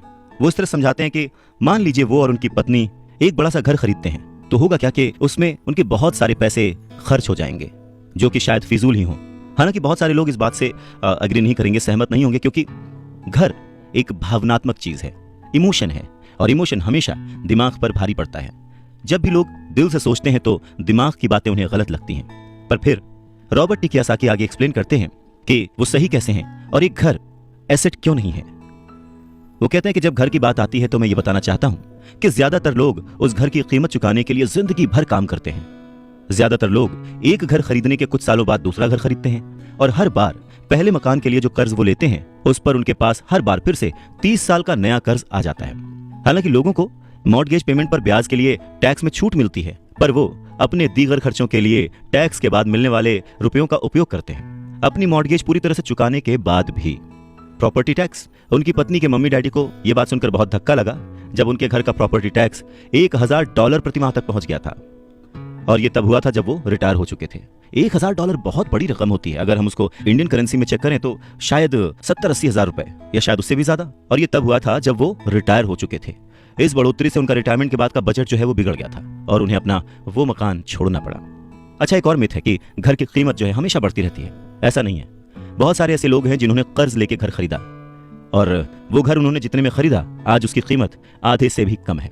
इन सब नुकसानों से ऊपर सबसे बड़ा नुकसान क्या है पता है? आपका लिक्विड कैश। वो लिक्विड कैश जो कि किसी सही जगह पर लग सकता था, वो घर में फंस गया। अगर आपका सारा पैसा मकान में फंसा रहता है तो आपको ज्यादा कड़ी मेहनत करनी पड़ती है ताकि आपका खर्चा चलता रहे। इस दौरान आपकी संपत्ति वाले कॉलम में कोई बढ़ोतरी नहीं होती, मतलब आप और कोई एसेट नहीं बना पाते। अगर एक यंग पति पत्नी, यंग कपल शुरुआत में ही अपना पैसा अपने एसेट वाले कॉलम में लगाए तो उनके आगे के साल बहुत ही आराम से गुजरेंगे, खासकर उस समय जब वो अपने बच्चों को कॉलेज में भेजेंगे। इस दौरान उनकी संपत्ति भी बढ़ जाएगी और उनके खर्चे भी आराम से चलते रहेंगे। तो अगर कम शब्दों में समझे तो ये कि घर खरीदने का फैसला जो है ना वो बहुत ही खर्चीला होता है। इसके बजाय बेहतर ये होगा कि जल्दी ही इन्वेस्टमेंट पोर्टफोलियो बना लिया जाए। देखिए, घर खरीदने का असर किसी भी आदमी पर 3 तरह से पड़ता है। पहला, समय की बर्बादी, क्योंकि इस पूरे दौरान दूसरी संपत्तियों का मूल्य बढ़ चुका होता है। एक्स्ट्रा पूंजी की बर्बादी, एक्स्ट्रा पैसे की बर्बादी जिसे दोबारा निवेश किया जा सकता था, जबकि घर खरीदने के बाद आपको घर से सीधे जुड़े हुए बहुत से खर्च उठाने पड़ते हैं। तीसरा, शिक्षा की बर्बादी। अक्सर ऐसा होता है कि लोग ये मानते हैं कि उनके जो एसेट्स वाले कॉलम में, संपत्ति वाले कॉलम में उनका घर, बचत और रिटायरमेंट प्लान आते हैं। अब क्योंकि उनके पास इन्वेस्ट करने के लिए पैसा नहीं है, इसलिए वो बिल्कुल भी इन्वेस्ट नहीं कर पाते। इस कारण उन्हें इन्वेस्टमेंट का अनुभव कभी मिल ही नहीं पाता। ज्यादातर लोग कभी एक समझदार इन्वेस्टर नहीं बन पाते, और सबसे बढ़िया इन्वेस्टमेंट अक्सर सबसे पहले समझदार इन्वेस्टर्स को बेचे जाते हैं, जो बाद में उन्हें ज्यादा दामों पर सुरक्षित रहने वाले लोगों को बेचते हैं, उन लोगों को बेचते हैं जो रिस्क नहीं उठाना चाहते। तो रॉबर्ट टी कियोसाकी के जो पुअर डैड थे, जो कि बहुत ही पढ़े लिखे थे, उनका फाइनेंशियल स्टेटमेंट चूहा दौड़ में फंसे व्यक्ति का सबसे अच्छा उदाहरण है। नौकरी की, जिंदगी भर पाई इकट्ठा की, घर खरीदा और उस घर का खर्च चलाने के लिए जिंदगी भर मेहनत करते रहे। उनके खर्च हमेशा उनकी आमदनी से ज्यादा होते थे। और यहाँ पर रॉबर्ट टी कियोसाकी एक बात बहुत अच्छे से समझाना चाहते हैं कि अगर आप इंडिपेंडेंट बनना चाहते हैं, अमीर बनना चाहते हैं, तो आपके खर्चे कभी भी आपकी आमदनी से ज्यादा नहीं होने चाहिए। कौन कितना अमीर है, अगर ये जानना है तो समझें कि उसकी कमाई हुई दौलत किसी आदमी की वो योग्यता है जिसके सहारे वो आगे कई दिनों तक जिंदा रह सकता है। यानी अगर वो आज काम करना बंद कर दे तो वो बिना कमाए कितने दिनों तक जिंदा रह सकता है, यही उसकी अमीरी है। नमस्कार, मैं हूं अवधेश श्रीवास्तव और हम चर्चा कर रहे हैं रिच डैड पुअर डैड की, written by Robert T Kiyosaki. Robert T Kiyosaki कहते हैं कि आज की कर्जदार सोसाइटी 2 बातें मानती है। पहली ये कि खुद का एक घर होना चाहिए, दूसरी ये कि अगर सैलरी बढ़ गई है तो फिर एक ज्यादा बड़ा घर खरीद सकते हैं। पर ऐसी सोच, ऐसी स्ट्रैटेजी की वजह से परिवार ज्यादा कर्ज में फंस जाता है। लोग बुरी तरह से पैसों की तंगी का सामना करने लगते हैं। वो लोग अपनी जॉब्स में बहुत अच्छी सैलरी उठा रहे होते हैं, लेकिन इस सोच की वजह से वो सेविंग नहीं कर पाते। इसे हाई रिस्क लिविंग या जोखिम भरी जीवन शैली कह सकते हैं। और इसका कारण छोटा सा है, ऐसे लोगों में पैसे की समझ ना होना, पैसे को कैसे मैनेज करते हैं ये पता ना होना। 90s के दशक में जॉब्स में बहुत ज्यादा गिरावट आई थी, रिसेशन आया था, और तब ये बात पता चली कि जो मिडिल क्लास है वो पैसे के मामले में कितना सुरक्षित है। तब से लेकर आज तक बहुत कुछ बदला है। अच्छी बात यह है कि आज लोग ज्यादा अवेयर्ड हैं, उन्होंने सही जगहों पर इन्वेस्ट करना शुरू कर दिया। और म्यूचुअल फंड में लोगों ने ज्यादा इन्वेस्ट इसलिए किया क्योंकि उन्हें लगता है कि वो ज्यादा सुरक्षित है। औसत म्यूचुअल फंड खरीदने वाले आदमी नौकरी में, टैक्स और मॉर्गेज चुकाने में अपने बच्चों की कॉलेज की फीस देने के लिए पैसे बचाने में, अपना क्रेडिट कार्ड का हिसाब साफ करने में बहुत ज़्यादा बिजी रहते हैं। इतना उनके पास वक्त नहीं होता कि वो ये आर्ट सीख लें कि किस तरह से म्यूचुअल फंड लिया जाए या किस तरह से इन्वेस्ट किया जाए। तो फिर वो क्या करते हैं, फिर वो किसी दूसरे को हायर करते हैं, उसकी काबिलियत पर भरोसा करते हैं और वो जैसा कहता जाता है वो ऐसा करते जाते हैं। क्योंकि जो पढ़ा लिखा मिडिल क्लास वर्ग है जो कि पैसे को संभालना नहीं जानता, वो हमेशा यही सोचता है जोखिम मत उठाओ, सुरक्षित रहो। और असली प्रॉब्लम यही है कि पैसे की समझ ना होने के कारण लोग खतरों का सामना करते हैं। उनके सेफ रहने के पीछे की इच्छा, यानी हमें कुछ ना हो, उसके पीछे का असल कारण यह होता है कि उनके पास पैसे की तंगी होती है। उनकी जो बैलेंस शीट होती है उसमें खर्चे ज्यादा होते हैं, इनकम कम होती है। या यूं कहें कि उनकी संपत्ति वाला यानी एसेट वाला कॉलम खाली रहता है, तो कोई गलत बात नहीं होगी।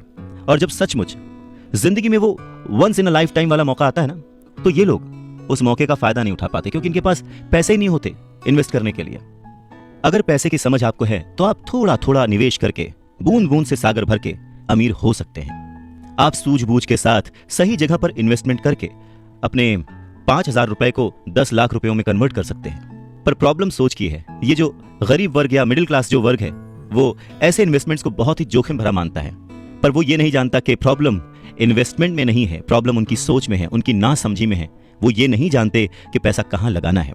वो हमेशा अपने पैसों की जिम्मेदारी दूसरों पर लाद देते हैं और उसके लिए खर्च भी करते हैं। तो अगर आप भी दूसरों की तरह सोचते हैं, घर को एक एसेट समझते हैं, इन्वेस्टमेंट करने से डरते हैं, सेफ रहना चाहते हैं, तो ये समझना जरूरी है कि आप किसी के लिए काम करते हैं। सैलरी पर काम करने वाले बहुत ज्यादा लोग मालिक को या फिर अपने शेयर होल्डर्स को अमीर बना रहे होते हैं। एक्चुअली वो उनके लिए काम कर रहे होते हैं।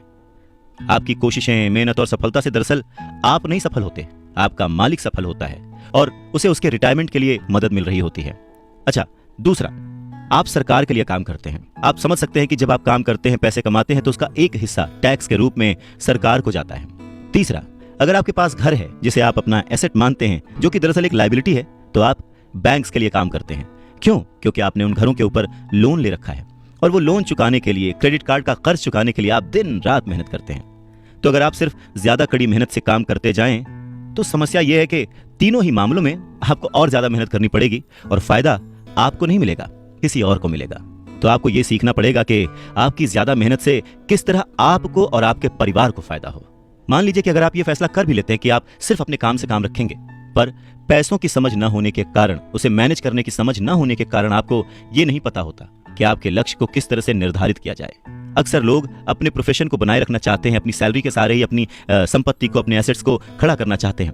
पर जब उनकी संपत्ति बढ़ती है तो वो किस तरह अपनी सफलता का आकलन करते हैं, कब कोई दूसरा आदमी ये महसूस करता है कि वो अमीर है, कि उसके पास दौलत है, और संपत्ति और दायित्व के बीच का बैलेंस कैसा है, ये सब बातें भी समझना उतना ही जरूरी है।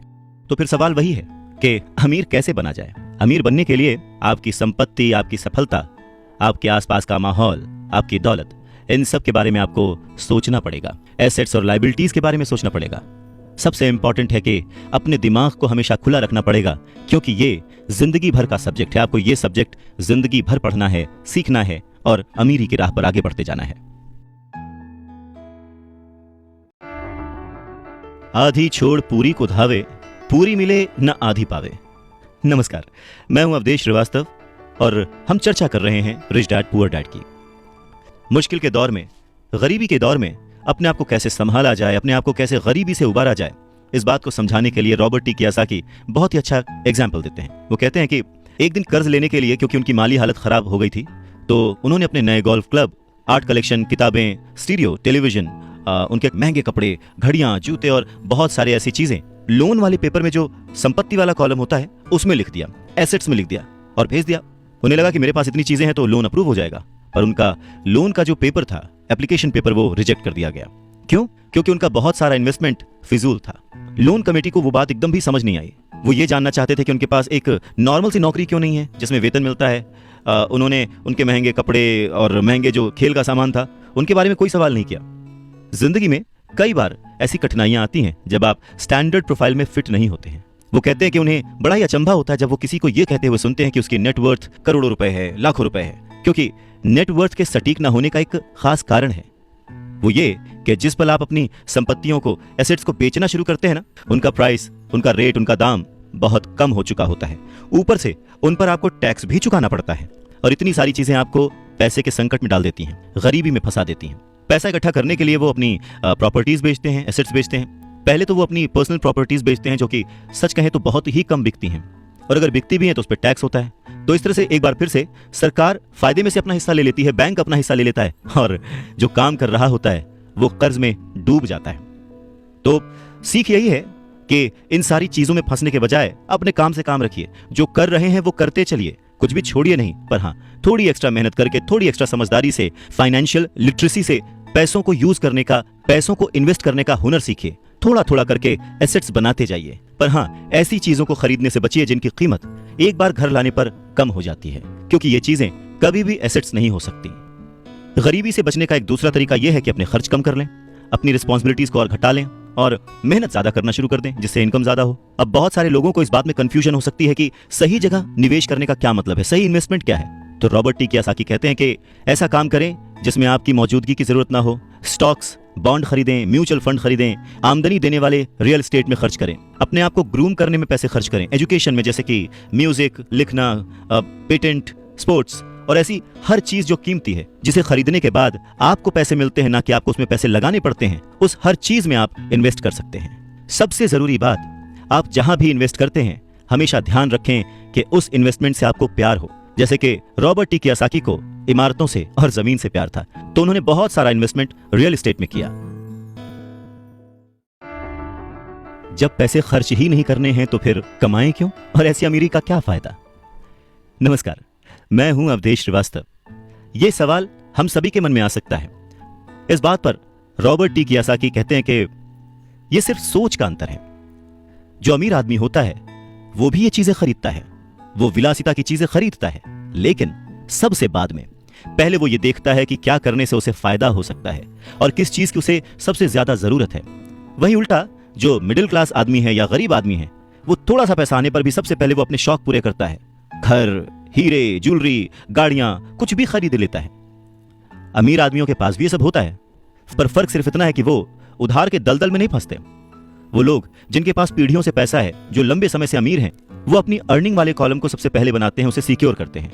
उसके बाद उनके एसेट्स वाले कॉलम से जो आमदनी होती है, जो इनकम होती है, उससे वो अपनी लग्जूरियस लाइफ जीते हैं, एंजॉय करते हैं।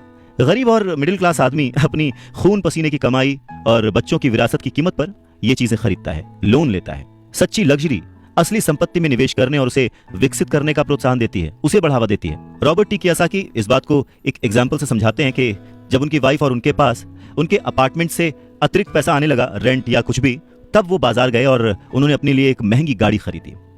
इसमें जरा सी भी मेहनत नहीं लगी या जोखिम नहीं था, क्योंकि वो पैसा उन्होंने अपनी सेविंग से नहीं बल्कि अपार्टमेंट हाउस के इनकम से खरीदा था।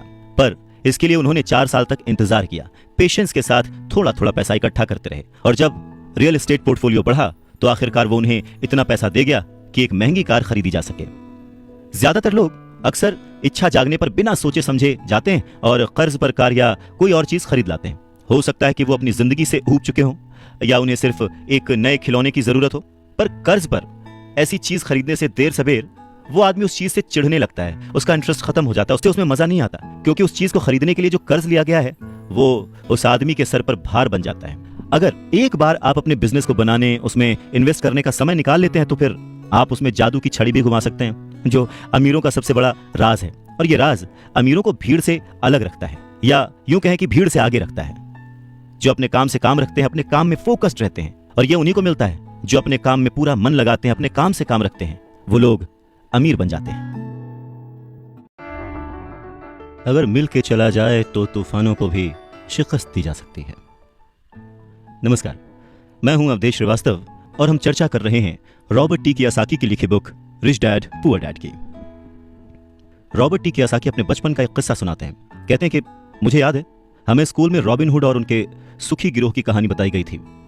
मेरे स्कूल टीचर का मानना था कि ये केविन कॉस्टनर की तरह के एक रोमांटिक हीरो की अद्भुत कहानी है जो अमीरों को लूटता था और गरीबों में बांट देता था। तो मेरे रिच डैड की नजर में रॉबिन हुड हीरो नहीं था, वो उसे बदमाश मानते थे। रॉबिन हुड को गुजरे हुए तो लंबा समय गुजर चुका है, परंतु उसके जो मानने वाले हैं, जो उसके फैंस हैं, वो आज भी जिंदा हैं। न जाने कितनी बार मैंने लोगों को ये कहते सुना है कि अमीरों को और ज्यादा टैक्स देना चाहिए और उसे गरीबों में बांट देना चाहिए। रॉबिन हुड का ये जो थॉट था, अमीरों से लेकर गरीबों में बांट दिया गया। गरीब और मिडिल क्लास लोगों के लिए ये सबसे ज्यादा दुख का कारण है। इसी रॉबिन हुड आदर्श के कारण मिडिल क्लास पर टैक्स का इतना भारी बोझ लदा हुआ है। और सच्चाई तो यह है कि अमीरों पर टैक्स लगता ही नहीं है। गरीबों की भलाई के लिए जो पैसा लगता है वो मिडिल क्लास से आता है, खासकर पढ़े लिखे और ऊंची आमदनी वाले मिडिल क्लास से। और टैक्स के बारे में अगर हम पूरी तरह से समझना चाहें तो हमें थोड़ा सा इतिहास में, हिस्ट्री में जाना पड़ेगा। रॉबर्ट टी कियोसाकी बताते हैं कि उनके रिच डैड ने बताया था कि इंग्लैंड और अमेरिका में पहले कोई टैक्स नहीं लगते थे। कभी कभार जो वॉर्स होती थी, युद्ध होते थे, उनका खर्च जुटाने के लिए टैक्स जरूर लगाए जाते थे, जिसके लिए किंग या फिर प्रेसिडेंट सिर्फ कह भर देते थे और हर आदमी उसकी बात मानकर अपना सहयोग अपनी इच्छा से देता था।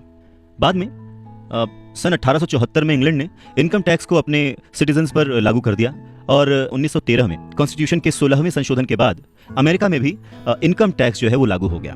एक समय था जब अमेरिकी लोग टैक्स विरोधी हुआ करते थे, पर धीरे धीरे लगभग 50 सालों के बाद लोगों ने वो एक्सेप्ट कर लिया। इसमें एक और बात थी, शुरुआत में ये जितने भी टैक्स थे ये सिर्फ अमीरों पर लगाए गए थे।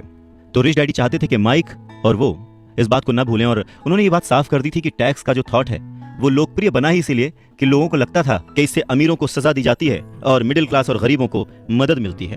पर वक्त ने इस बात को पलट दिया और आज गरीब भी टैक्स का मारा हुआ है और मिडिल क्लास भी, या यूं कहें कि सबसे ज्यादा जो टैक्स का मारा हुआ है वो है मिडिल क्लास।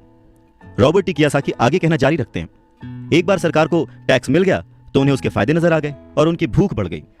रिच डैडी ने रॉबर्ट टी कियोसाकी को आगे समझाते हुए कहा कि अमीरों ने वक्त के साथ साथ कॉरपोरेशन की ताकत को समझा, एकजुट होकर उन्होंने इस टैक्स को पलट दिया और सारा बोझ उन लोगों के ऊपर डाल दिया जिन लोगों ने कभी इसके सपोर्ट में वोट दिया था, यानी कि गरीब और मिडिल क्लास लोग। और इसके पीछे की सबसे बड़ी वजह अमीरों का पैसा नहीं था, उनकी समझ थी, उनकी जानकारी थी, उनकी अवेयरनेस थी।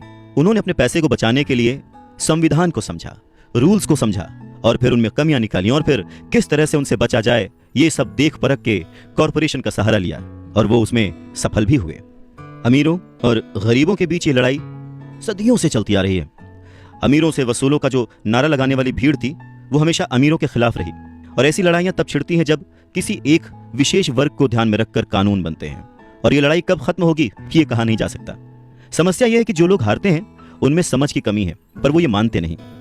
हारने वाले लोग वो हैं जो हर सुबह उठकर तैयार होते हैं और अपनी नौकरी में कड़ी मेहनत करते हैं और उस पर टैक्स भी देते हैं।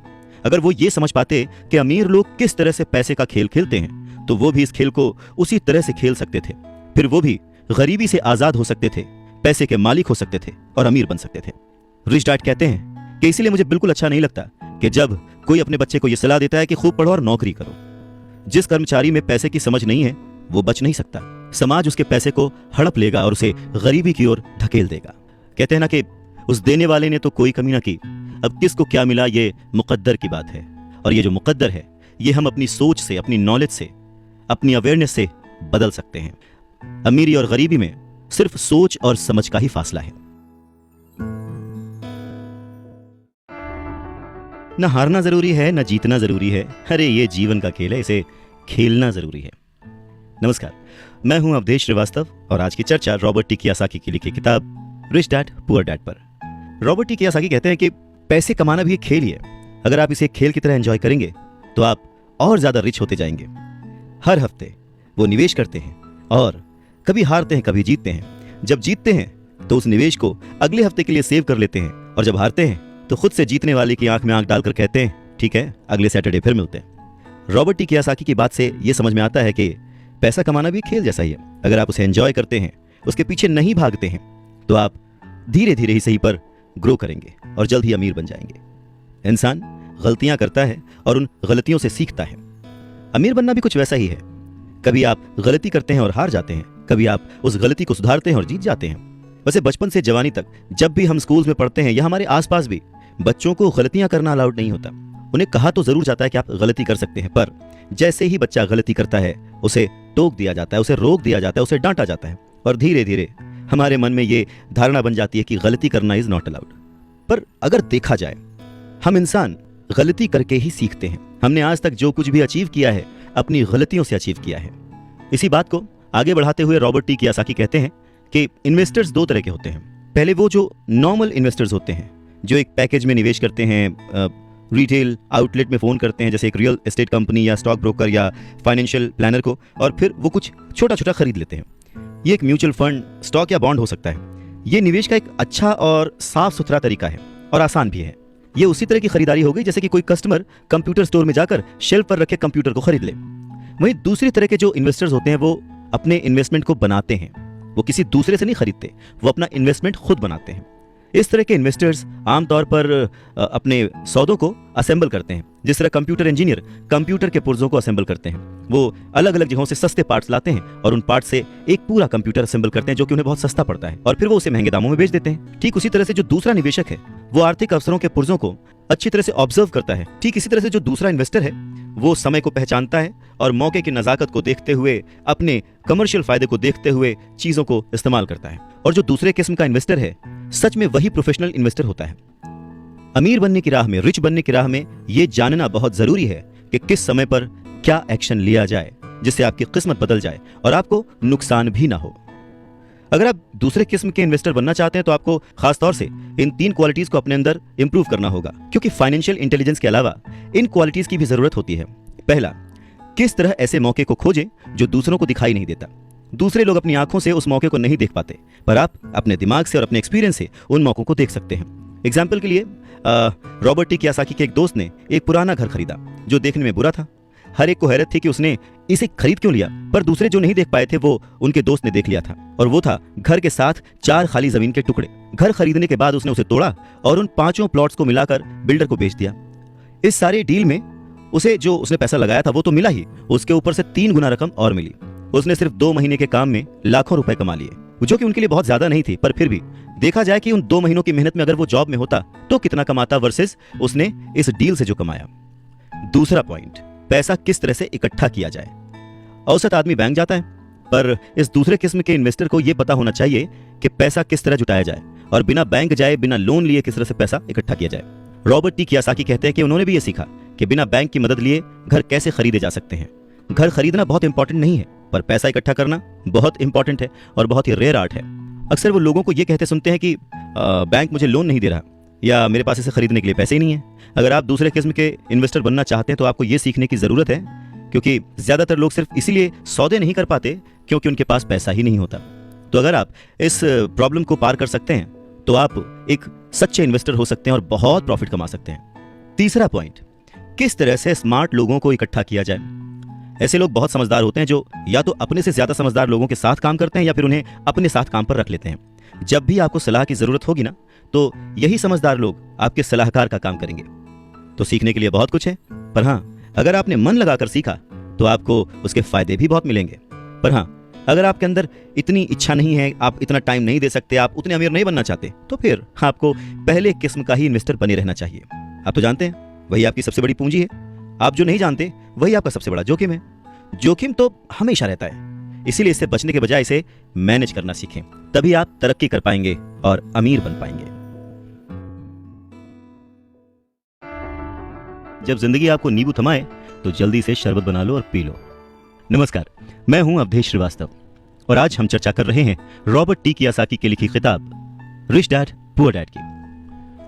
अवसर पहचानना किसी भी इन्वेस्टर की सबसे बड़ी क्वालिटी होती है।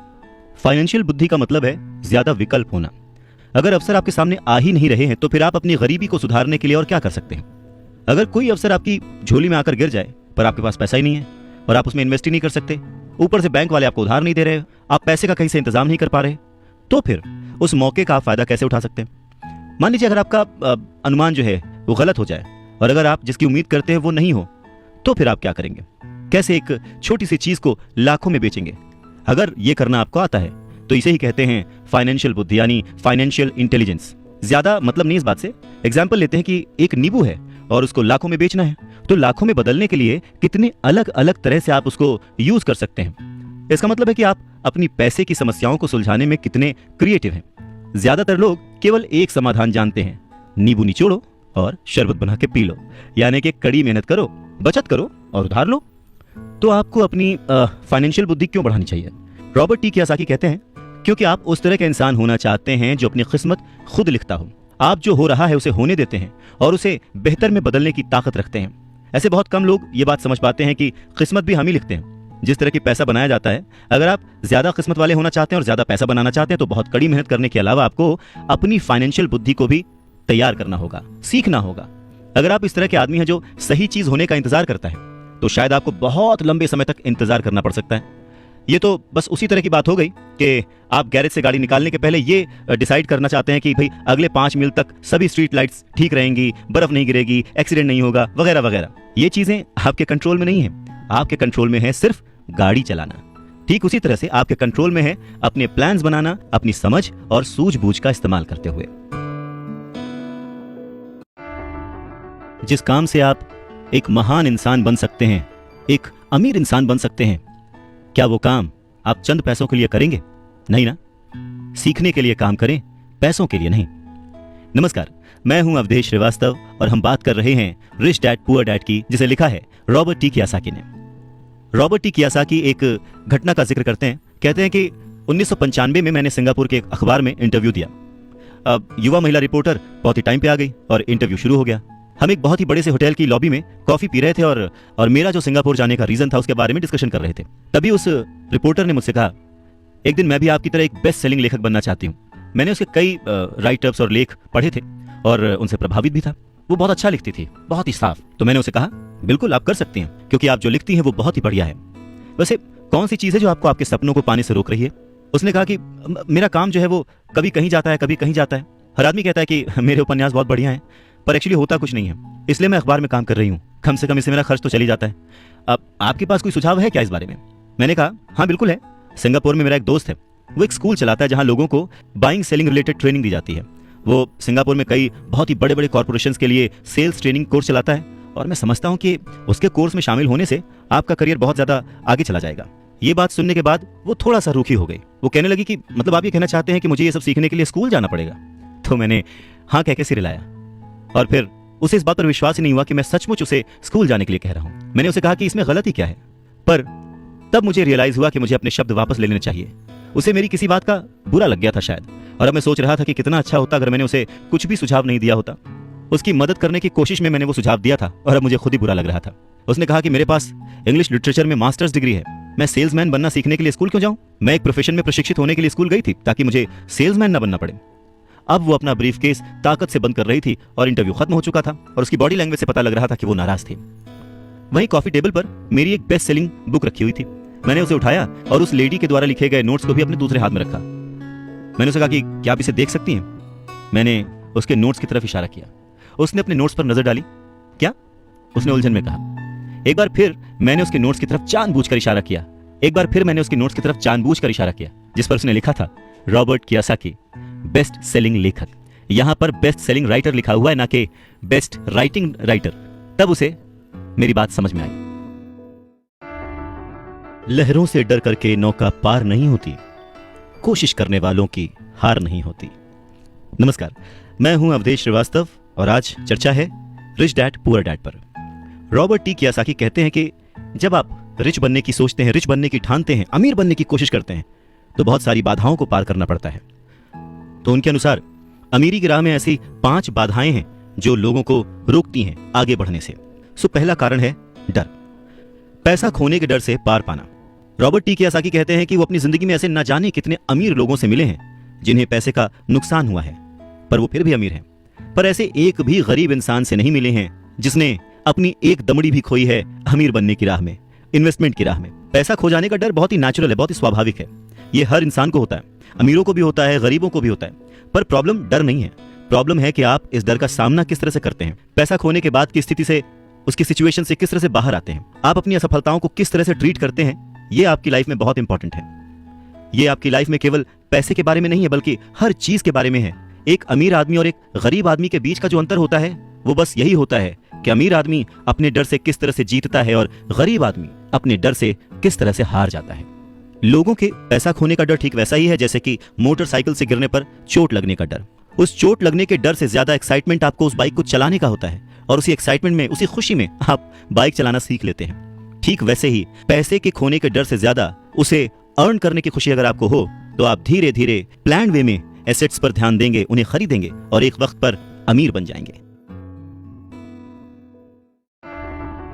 मैं अकेला ही चला था जानिबे मंजिल, मगर लोग यूं जुड़ते गए और कारवां बनता गया। नमस्कार, मैं हूं अवधेश श्रीवास्तव और आज चर्चा कर रहे हैं हम रिच डैड पुअर डैड की। रॉबर्ट टी कियोसाकी कहते हैं कि पैसा मेरे लिए काम करे और मैं पैसे के लिए काम ना करूं। मेरा ये पहला सबक दरअसल ताकत के बारे में है। अगर आप पैसे के लिए काम करते हैं तो आप ताकत को अपने बॉस के हाथ में दे देते हैं, या आप जिसके लिए काम कर रहे होते हैं आप अपनी आज़ादी उसके हाथ में दे देते हैं। अगर आपका पैसा आपके लिए काम करता है तो आप अपने पैसे के, अपने काम के, अपनी जिंदगी के खुद मालिक होते हैं। एक बार हमें हमारे लिए काम करने वाले पैसे की ताकत का ज्ञान हो जाए, फिर हमें पैसे के लिहाज से स्मार्ट हो जाना चाहिए और हमें डराने वाले लोगों से निपटने के लिए रास्ते ढूंढ लेने चाहिए। पर ऐसा करने के लिए आपको कानून की समझ होनी चाहिए, अपने आसपास की समझ होनी चाहिए, मार्केट में क्या चल रहा है इस बात की समझ होनी चाहिए, और सिस्टम कैसे काम करता है इसकी भी समझ होनी चाहिए। अगर आप अवेयर नहीं हैं, मतलब नॉलेजेबल नहीं हैं, ज्ञानी हैं, आप केयरलेस हैं, अपनी चीज़ों को समझना नहीं चाहते, तो आपको बड़ी आसानी से डराया और हराया जा सकता है। अगर आप जानते हैं कि आप क्या बात कर रहे हैं और मुसीबत कैसी है और उसे कैसे सॉल्व किया जाए, तो आपको आसानी से डराया नहीं जा सकता। रॉबर्ट कियोसाकी के रिच डैडी हमेशा उन्हें यह कहा करते थे कि स्मार्ट बनो, ताकि तुम्हें कोई भी कहीं से भी आके धक्का ना दे जाए, और उन्होंने अपनी जिंदगी में बस इसी उसूल को अपनाया था। वो कानून जानते थे क्योंकि वो कानून का आदर करते थे। वो कानून जानते थे क्योंकि कानून ना जानना बहुत महंगा साबित हो सकता था। अगर आप जानते हैं कि आप सही हैं तो आप किसी से भी उलझने से नहीं डरेंगे, आप किसी के भी सामने अपनी बात रखने से नहीं डरेंगे, चाहे आपका मुकाबला विश्व के सबसे ताकतवर आदमी से ही क्यों ना हो। तो रॉबर्ट टी कियोसाकी के जो पुअर डैड थे वो हमेशा उन्हें मोटिवेट करते थे कि वो कुछ भी करके एक अच्छी सी नौकरी कर लें, कॉर्पोरेशन में किसी ऊंचे पद पर चले जाएं। और यही बात जब रॉबर्ट टी कियोसाकी ने अपने रिच डैड से शेयर की तो वो हंसे और उन्होंने कहा कि उस कॉर्पोरेट लैडर पर चढ़ने की बजाय क्यों ना उसका मालिक ही बन जाया जाए। बचपन में रॉबर्ट टी कियोसाकी को यह समझ नहीं आया था कि कॉर्पोरेशन के मालिक होने से रिच डैड का क्या मतलब था। पर मुद्दे की बात यह है कि अगर रॉबर्ट टी कियोसाकी के रिच डैड नहीं होते तो वो अपने पुअर डैड की बात मानकर किसी जगह नौकरी कर रहे होते। उनके रिच डैड ने बार बार याद दिलाया कि भीड़ के साथ चलने की जरूरत नहीं है, अपनी सोच रखो, अपनी समझ रखो और फिर अपनी जिंदगी की दिशा खुद तय करो। रॉबर्ट टी कियोसाकी अपनी कहानी कहते हैं कि जब तक मैं 25 साल का हुआ तब तक मेरे रिच डैड की सलाह मुझे समझ नहीं आती थी। उन्होंने कुछ दिन पहले ही मरीन कॉर्प्स छोड़ी थी और जेरोक्स कंपनी के लिए काम कर रहे थे। वहां उन्हें बहुत पैसा मिल रहा था, पर बार बार अपनी तनख्वाह को चेक करते थे और हमेशा निराश होते थे। टैक्स इतना ज्यादा कटता था कि उन्हें और ज्यादा काम करना पड़ता था अपनी जरूरतों को पूरा करने के लिए। धीरे धीरे वो सफल होने लगे, सक्सेसफुल होने लगे, तो उनके जो बॉसेस थे उन्होंने उनको प्रमोशन दी और सैलरी बढ़ा दी। उन्हें ये बात सुनकर बहुत अच्छा लगा और जैसे ही उन्होंने अपनी ये बात अपने रिच डैड से शेयर की तो उन्होंने कहा, अच्छा तो तुम्हारे बॉस अमीर बन रहे हैं, तुम्हारी कंपनी अमीर बन रही है, तुम किसके लिए काम कर रहे हो, तुम किसे अमीर बना रहे हो। तो बस 1974 में जेरोक्स के कर्मचारी के रूप में ही उन्होंने अपना पहला कॉर्पोरेशन बनाया और अपने काम से काम रखना शुरू कर दिया। पहले से ही उन्होंने संपत्ति वाले कॉलम में कुछ चीजें लिख रखी थी और खरीद रखी थी, पर अब उन्होंने ये ठान लिया था कि उन्हें और ज्यादा बढ़ाना है, उन्हें अपने एसेट्स और बढ़ाने हैं और अपनी लायबिलिटीज को और कम करना है।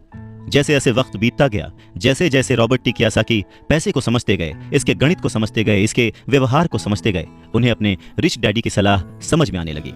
एक बार उन्होंने अपने काम से काम रखने की ठान ली और अपनी संपत्तियां, अपने एसेट्स बढ़ाने शुरू कर दिए और एक बेहतरीन कर्मचारी बन गए। उनके पास अब एक लक्ष्य था। वो सुबह जल्दी जाते थे, मेहनत से काम करते थे, ज्यादा से ज्यादा पैसे कमाते थे और अपने रियल एस्टेट में इन्वेस्ट करते थे। और वो दौर भी ऐसा था कि उस समय नई नई चीजें, नए नए डेवलपमेंट्स हो रहे थे जिसमें संभावनाएं तलाश की जा सकती थीं। तो उन्होंने जेरोक्स मशीनें बेची। जितनी ज्यादा वो मशीनें बेचते उन्हें उतना ही ज्यादा फायदा होता, लेकिन वो फायदा उनकी जेब में नहीं जाता, वो फायदा जाता कंपनी को, और रॉबर्ट टी कियोसाकी की जेब से कटता था टैक्स। ये बहुत ही मोटिवेशनल था। इस सिचुएशन में लोग हताश हो जाते हैं, पर रॉबर्ट टी कियोसाकी ने इसको पॉजिटिवली लिया और वो इस नौकरी के जाल से बाहर निकल आए। वो ये समझ गए थे कि उन्हें किस तरह से बाहर आना है, पर जल्दबाजी में उन्होंने नौकरी नहीं छोड़ी। धीरे धीरे सिर्फ 3 साल के समय में ही उन्होंने जेरोक्स कंपनी की तुलना में अपने छोटे से कॉर्पोरेशन कंपनी से ज्यादा कमाना शुरू कर दिया था और उनका कॉर्पोरेशन रियल एस्टेट में इन्वेस्ट करने वाली कंपनी थी और वो पैसा जो कि वो अपने एसेट से कमा रहे थे वो उन्हीं के लिए दोबारा काम कर रहा था। अब उन्हें फोटोकॉपियर बेचने के लिए दरवाजे दरवाजे जाने की जरूरत नहीं थी। अपने रिच डैडी की सलाह से उन्हें बहुत फायदा हुआ। जल्दी ही उनकी प्रॉपर्टीज से आने वाले कैश फ्लो में इतना ज्यादा बढ़ोतरी हो गई कि उनकी कंपनी ने उनके लिए पहली कार खरीद के दी। उनकी पुरानी कंपनी जेरोक्स के लोगों को लगा कि वो अपना कमीशन बेच रहे हैं, परंतु ऐसा था नहीं। उन्होंने अपने कमीशन को अपने एसेट्स में कन्वर्ट कर रखा था। रॉबर्ट टी कियोसाकी कहते हैं कि उनका एक एक रुपया उनके एक एक एम्प्लॉय जैसा उनके लिए काम कर रहा था। क्यों? क्योंकि उन्होंने सही जगह पर इन्वेस्ट किया था। अपने रिच डैड से सीखे गए सबक के कारण वो इस चूहा दौड़ के मिथक से बाहर आ गए थे और कम उम्र में ही एक एम्प्लॉयर बन गए थे। स्कूल में पढ़ाया जाता है कैसे एम्प्लॉय बने, पर अपने रिच डैड की बात मानकर वो एक एम्प्लॉयर बने और ये सब पॉसिबल हुआ पैसे को सही जगह पर इन्वेस्ट करने की समझ से, पैसे को मैनेज करने की समझ से, फाइनेंशियल लिटरेसी से। बहुत सारी मुश्किलें आई पर अपनी सूझबूझ से और अपनी अवेयरनेस से, अपने नॉलेज से रॉबर्ट टी कियोसाकी उन मुश्किलों से आगे बढ़ते गए और लोग उनको फॉलो करने लगे। वो जब भी फाइनेंशियल सेमिनार्स में दूसरों को सिखाने को जाते, उनको अपनी बात बताते, तो वो हमेशा कहते कि फाइनेंशियल आईक्यू स्पेशलाइजेशन के 4 बड़े फील्ड से आने वाले ज्ञान का मिक्सचर है, नॉलेज का मिक्सचर है। सो वो 4 फील्ड्स कौन कौन सी हैं? पहला है अकाउंटिंग। रॉबर्ट टी कियोसाकी कहते हैं कि जिसे मैं फाइनेंशियल साक्षरता कहता हूं, एम्पायर खड़ा करना चाहते हैं, साम्राज्य बनाना चाहते हैं, तो ये सबसे इंपॉर्टेंट है। आप जितने ज्यादा पैसे के लिए जिम्मेदार होंगे, उतना ही ज्यादा आपको बारीकी से नॉलेज होने की जरूरत है, नहीं तो आपका जो साम्राज्य है, आपका जो एम्पायर है, वो ताश के पत्तों की तरह ढह जाएगा। इस योग्यता, इस क्वालिटी की वजह से आप किसी भी बिजनेस की जो कमजोरियां हैं, वीक पॉइंट्स हैं, और उसकी जो प्लस पॉइंट्स हैं, उन्हें पहचान सकते हैं। दूसरा फील्ड है जो इंपॉर्टेंट है, वो है इन्वेस्टमेंट, जिसे वो पैसे से पैसे बनाने का विज्ञान कहते हैं। इसमें तकनीकें, रणनीतियां, स्ट्रैटेजीज, फॉर्मूले, इन सब की जरूरत होती है। तीसरा है बाजार की समझ, मार्केट की समझ, डिमांड एंड सप्लाई का साइंस। बाजार के तकनीकी पहलुओं को जानने की जरूरत है जो कि भावनाओं द्वारा संचालित होते हैं। जी हाँ, मैक्सिमम जनता इमोशनल होकर चीजें करती है और उसका फायदा उन लोगों को होता है जो कि दिमाग से सोचते हैं, खास करके पैसे के बारे में। चाहे वो गाड़ी खरीदना हो, घर खरीदना हो, या कोई भी सुख सुविधाएं हो, ये सारी चीजें इमोशन से होती हैं और फायदा हमेशा दूसरे व्यक्ति को होता है जो इन्हें बेच रहा होता है। और चौथी फील्ड है कानून, लॉ। उदाहरण के तौर पर अकाउंटिंग, इन्वेस्टमेंट और बाजारों की तकनीकी दक्षताओं के सहारे कॉर्पोरेशन की जो क्षमता थी वो बहुत बढ़ गई थी। कोई भी आदमी जिसे कॉर्पोरेशन के द्वारा दिए जाने वाले टैक्स के फायदों और सुरक्षा का ज्ञान हो, वो बहुत तेजी से तरक्की कर सकता है और अमीर बन सकता है। पर वैसा करना जो कि किसी नौकरीशुदा कर्मचारी के लिए पॉसिबल नहीं है। उन दोनों में उतना ही डिफरेंस होगा जितना कि एक पैदल चलने वाले इंसान में और एक उड़कर जाने वाले में होता है। ये अंतर बहुत ज्यादा है। तो कुल मिलाकर यह कहा जा सकता है कि अपने रिच डैड की गाइडेंस को फॉलो करते हुए रॉबर्ट टी कियोसाकी एक सक्सेसफुल इंसान बने, जिन्हें दुनिया फॉलो करती है और जिनकी लिखी बातें पढ़कर और जिनकी बातें सुनकर लोग आज भी मोटिवेट होते हैं। हेलो दोस्तों, अगर आपको ये बुक समरी पसंद आई है तो इसे 5 स्टार रेटिंग देना ना भूलिएगा। हमें कमेंट सेक्शन में जाकर ये भी बताइए कि आप कौन सी बुक्स की समरीज सुनना पसंद करेंगे, और हाँ, हम अपनी इन समरीज को और बेटर कैसे बना सकते हैं, इसके बारे में भी आप फीडबैक हमें दे सकते हैं।